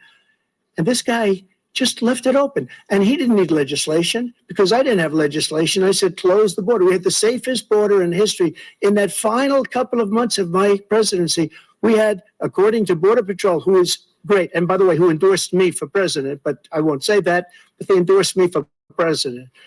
Brandon, just speak to him. But look, we had the safest border in history. Now we have the worst border in history. There's never been anything like it. And people are dying all over the place, including the people that are coming up in caravans. President Trump. President Biden? The only terrorist who's done anything crossing the border is one who came along and killed 3, under his administration, killed an Al-Qaeda person coming in his administration, killed 3 American soldiers, killed 3 American soldiers.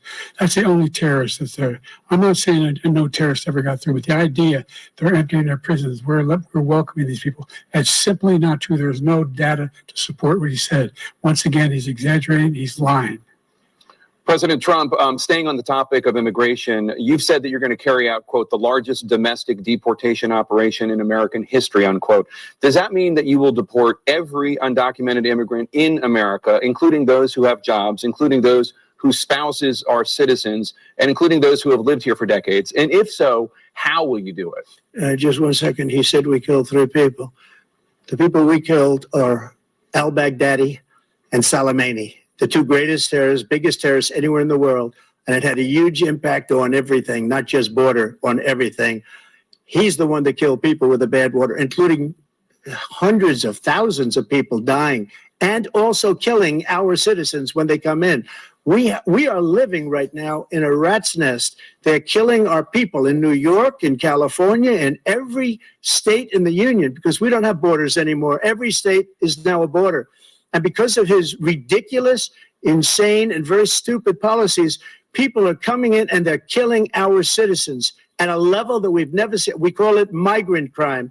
I call it Biden migrant crime. They're killing our citizens at a level that we've never seen before. And you're reading it like these three incredible young girls over the last few days. One of them, I just spoke to the mother, and they just had the funeral for this girl, 12 years old. This is horrible what's taken place. What's taken place in our country, we're literally an uncivilized country now. He doesn't want it to be. He just doesn't know. He opened the borders. Nobody's ever seen anything like. And we have to get a lot of these people out, and we have to get them out fast because they're going to destroy our country. Just take a look at where they're living. They're living in luxury hotels in New York City and other places.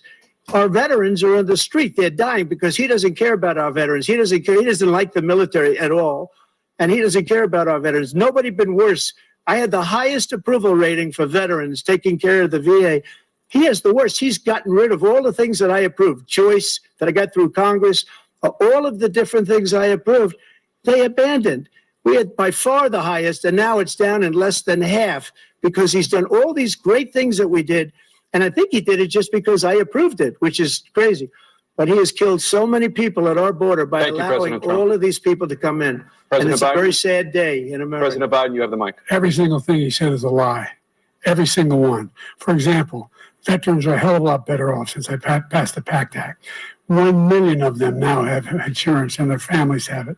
Their families have it because what happened, whether it was Agent Orange or burn pits, they're all being covered now. And his group opposed that.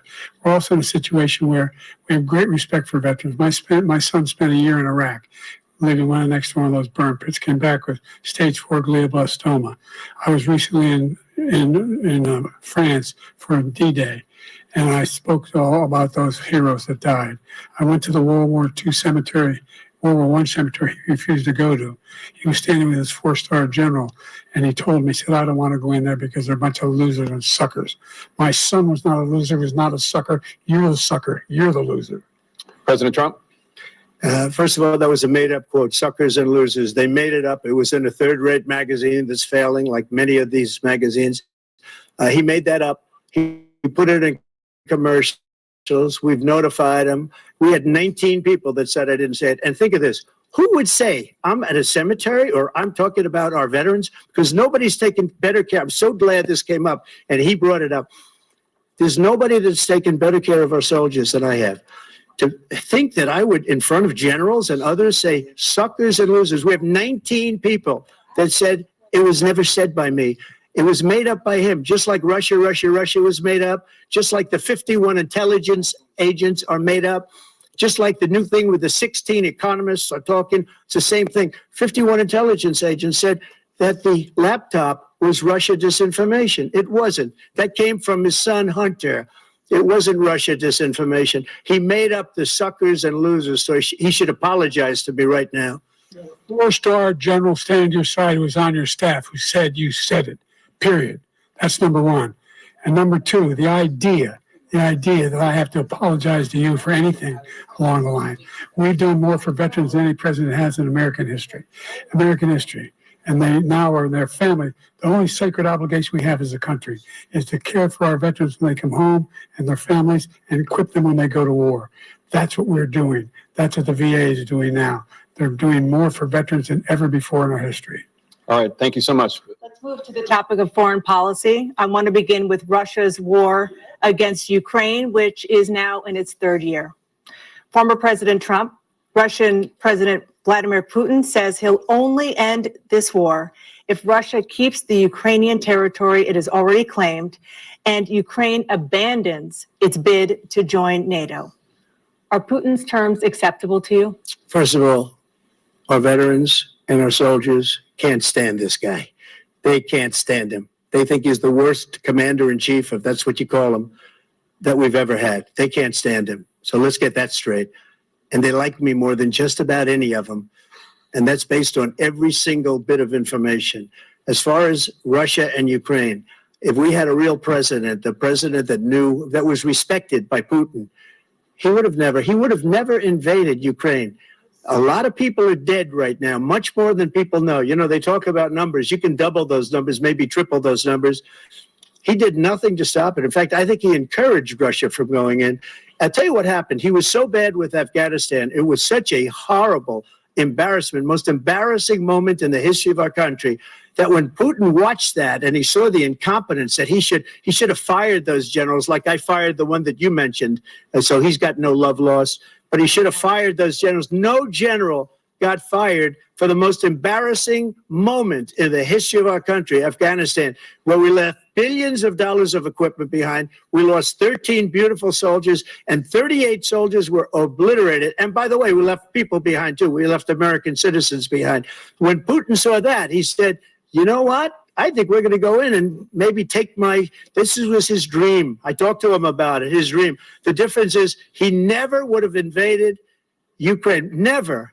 Just like Israel would have never been invaded in a million years by Hamas. You know why? Because Iran was broke with me. I wouldn't let anybody do business with them. They ran out of money. They were broke. They had no money for Hamas. They had no money for anything, no money for terror. That's why you had no terror at all during my administration. This place, the whole world is blowing up under him. President Biden? I've never heard so much malarkey in my whole life. Look, the fact of the matter is that we're in a situation where, let's take the last point first. Iran attacked American troops, caused brain damage for a number of these troops, and he did nothing about it. Recently, when he was president, they attacked. He said they're just having headaches. That's all it is. He didn't do a thing when the attack took place, number one. Number two, we got over 100,000 Americans and others out of Afghanistan during that airlift. Number three, we found ourselves in a situation where, if you take a look at what Trump did in Ukraine, this guy told Trump, do whatever you want, and do whatever you want. And that's exactly what Trump did to Putin, encourage him, do whatever you want. And he went in. Listen to what he said when he went in. He was going to take Kyiv in 5 days, remember? Because it's part of the old Soviet Union. That's what he wanted to reestablish, Kyiv. And he, in fact, didn't do it at all. He wasn't able to get it done. And they've lost thousands and thousands of troops, 500,000 troops.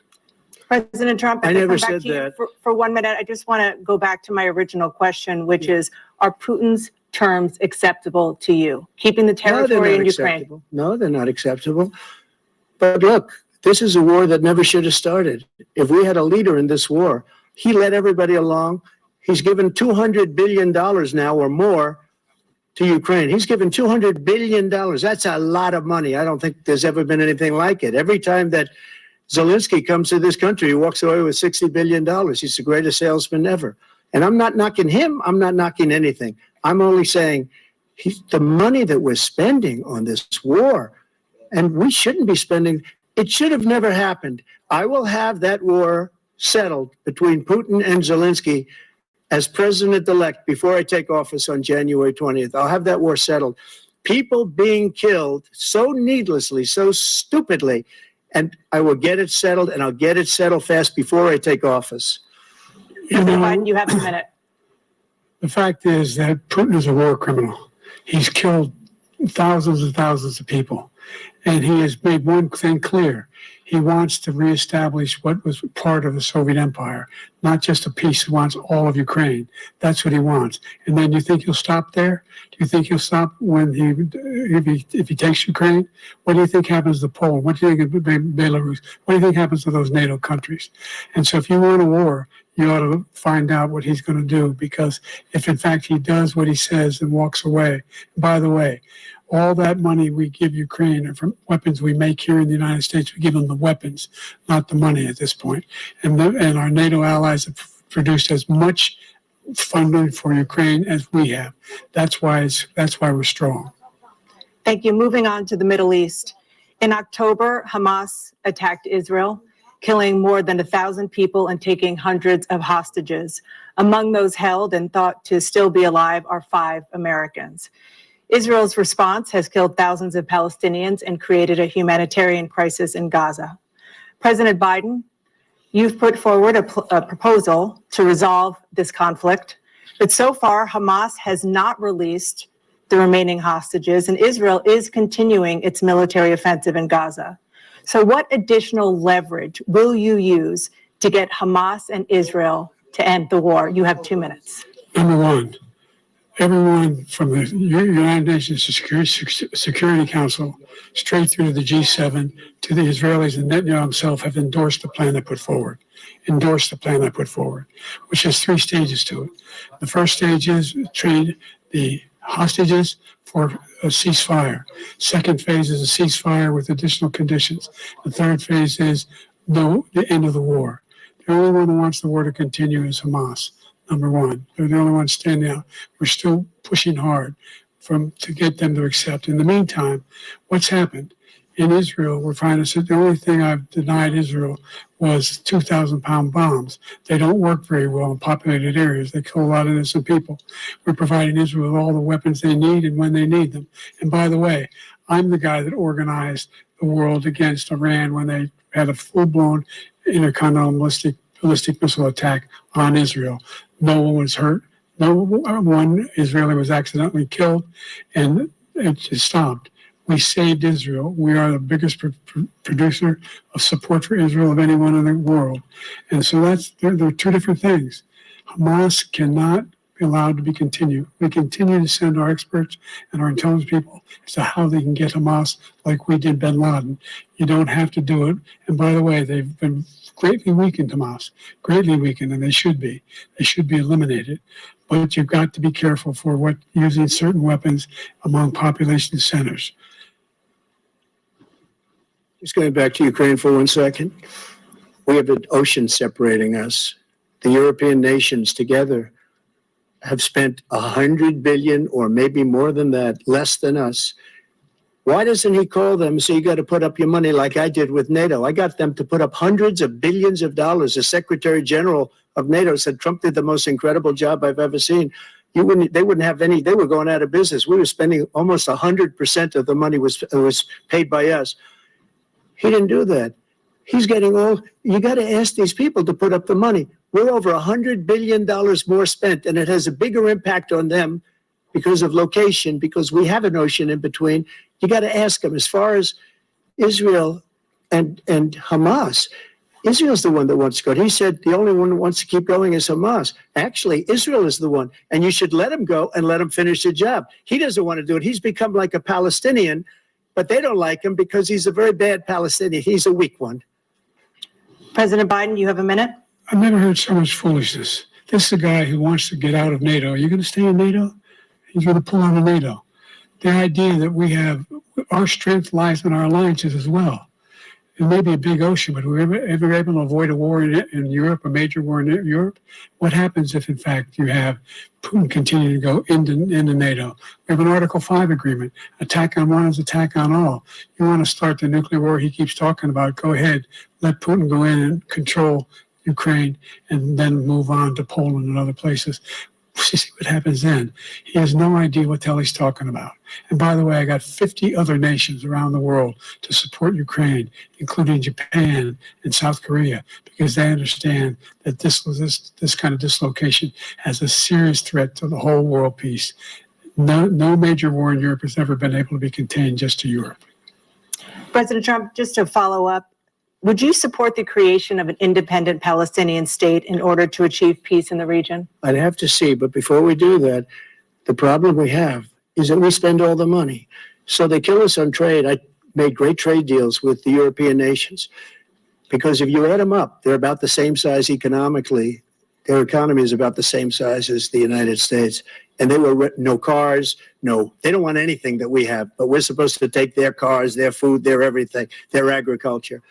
I changed that. But the big thing I changed is they don't want to pay. And the only reason that he can play games with NATO is because I got them to put up hundreds of billions of dollars. I said, and he's right about this, I said, no, I'm not going to support NATO if you don't pay.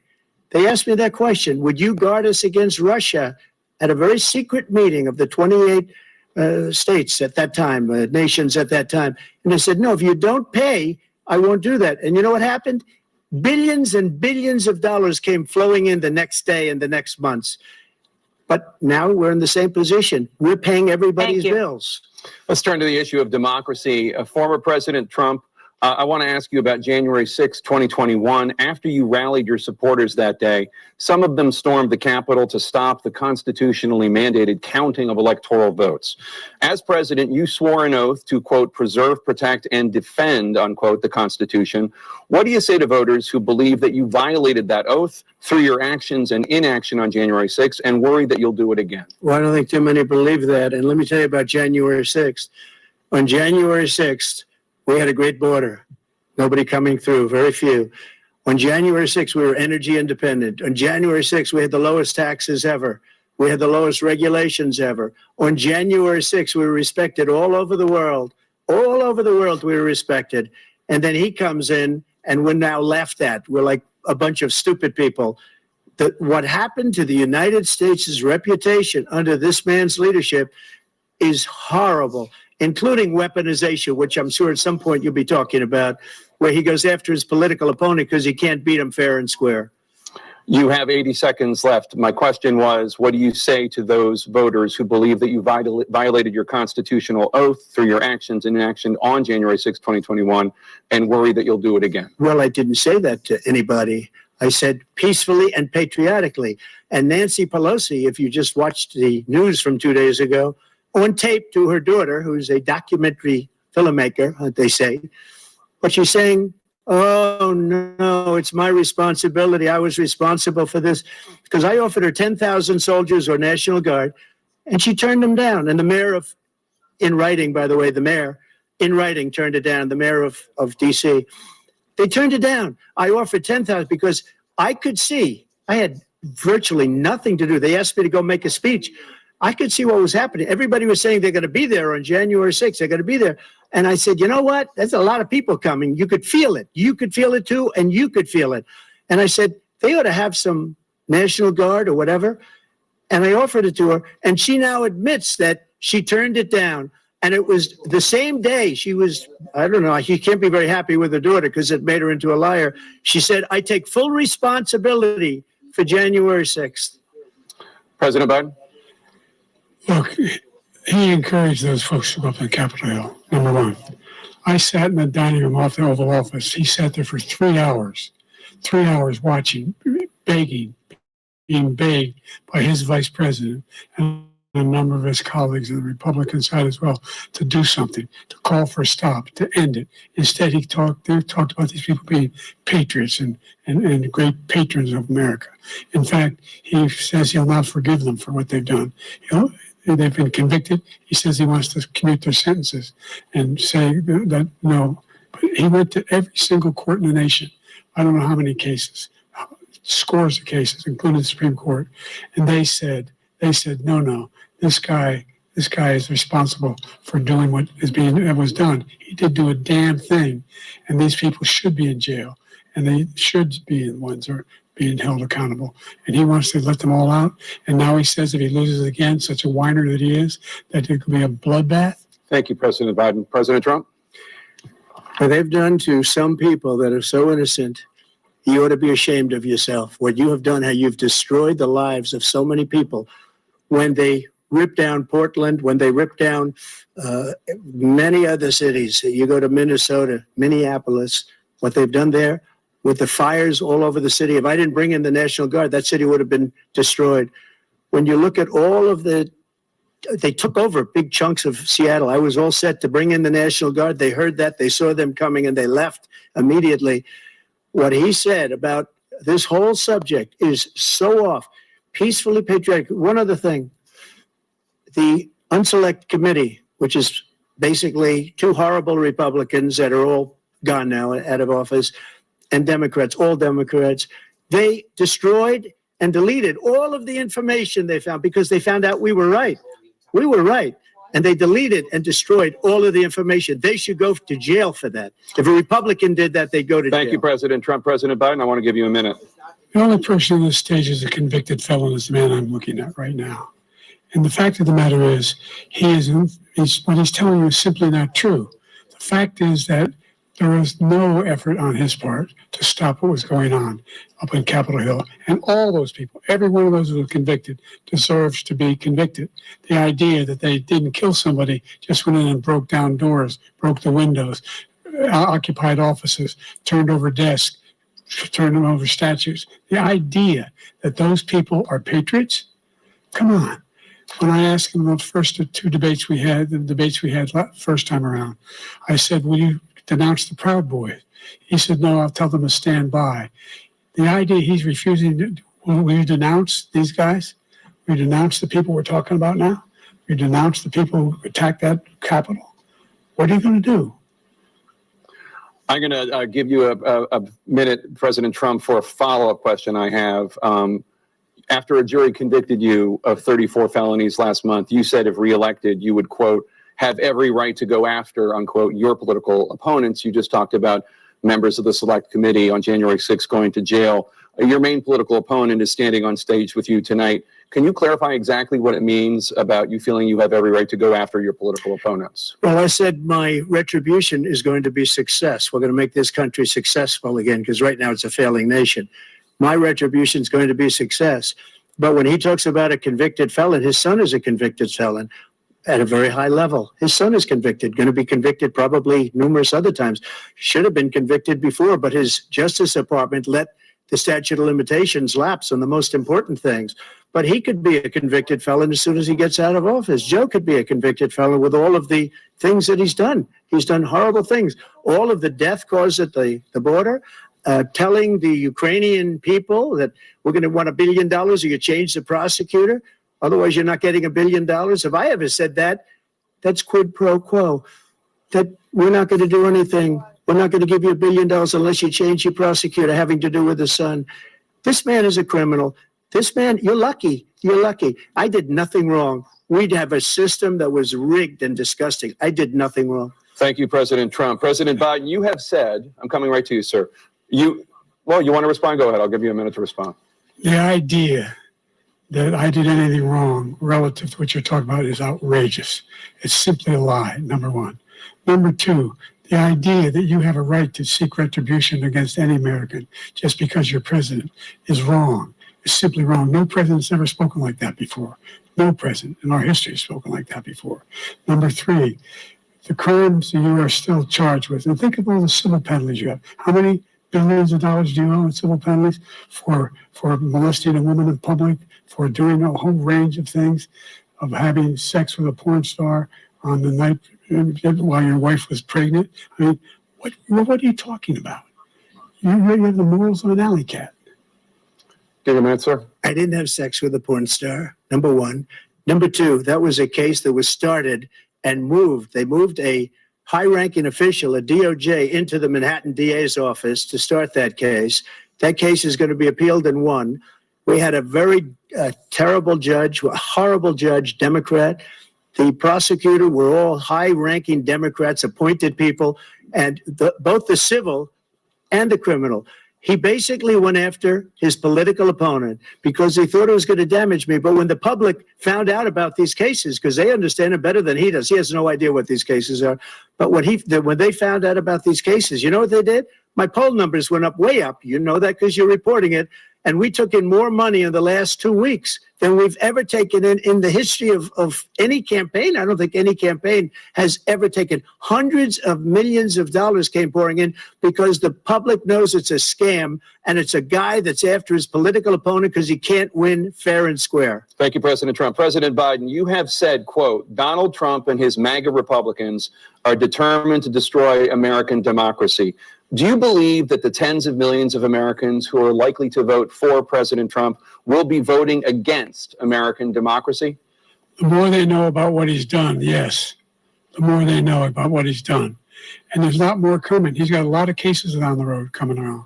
He's got a whole range of issues he has to face. I don't know what the juries will do, but I do know he has a real problem. And so the fact that, could you ever think you hear any president say that I'm going to seek retribution? Do you ever hear any president say that I thought Hitler had some good ideas? What got me involved to run in the first place after my son had died, I decided in Iraq, because of Iraq, I said I wasn't going to run again until I saw what happened in Charlottesville, Virginia. People coming out of the woods carrying swastikas on torches, and singing the same anti-Semitic bile they sang when back in Germany. And the young woman got killed. They spoke to the mother, and they asked him. They said, "What do you think of those people? The ones who got killed, the one who tried to stop it, and the ones," he said, "I think they're fine people on both sides." What American president would ever say Nazis coming out of fields carrying torches, singing the same anti-Semitic bile, carrying swastikas were fine people? And this is a guy who says Hitler's done some good things. I'd like to know what they are. The good things Hitler's done, that's what he said. This guy has no sense of American democracy. President Trump. Jake, both of you know that story has been totally wiped out, because when you see the sentence, it said 100% exoneration on that. So he just keeps it going. He says he ran because of Charlottesville. He didn't run because of Charlottesville. He ran because it was his last chance. He's not equipped to be president. You know it, and I know it. It's ridiculous. We have a debate. We're trying to justify his presidency. His presidency, he's without question the worst president, the worst presidency in the history of our country. We shouldn't be having a debate about it. There's nothing to debate. He made up the Charlottesville story, and you'll see it's debunked all over the place. Every reasonable anchor has debunked it.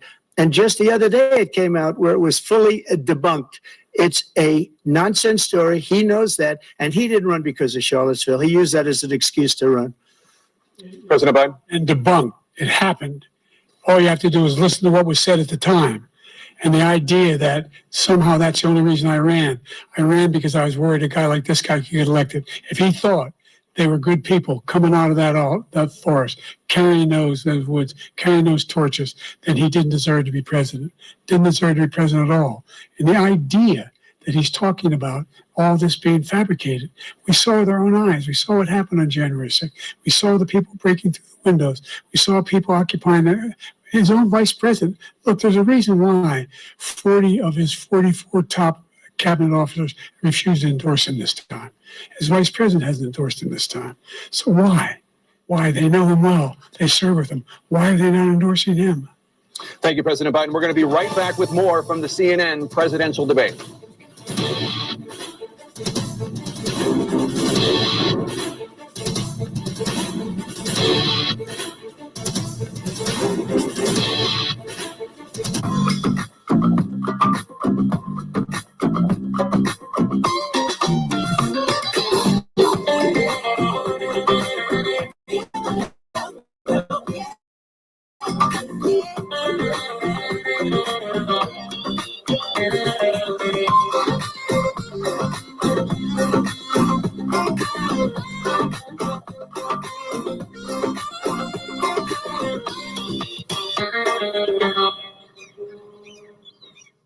As concerns for the environment grow.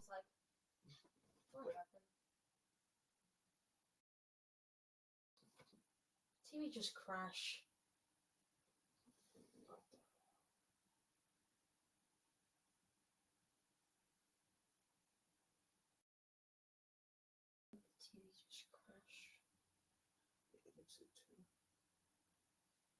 It's on TV. I'll see it now.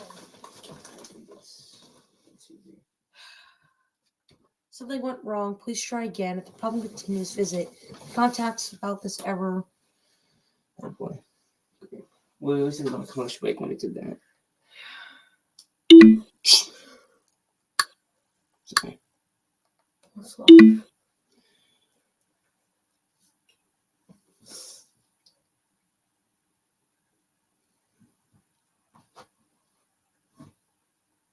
It's not loading. I thought this was only a computer thing. Seriously?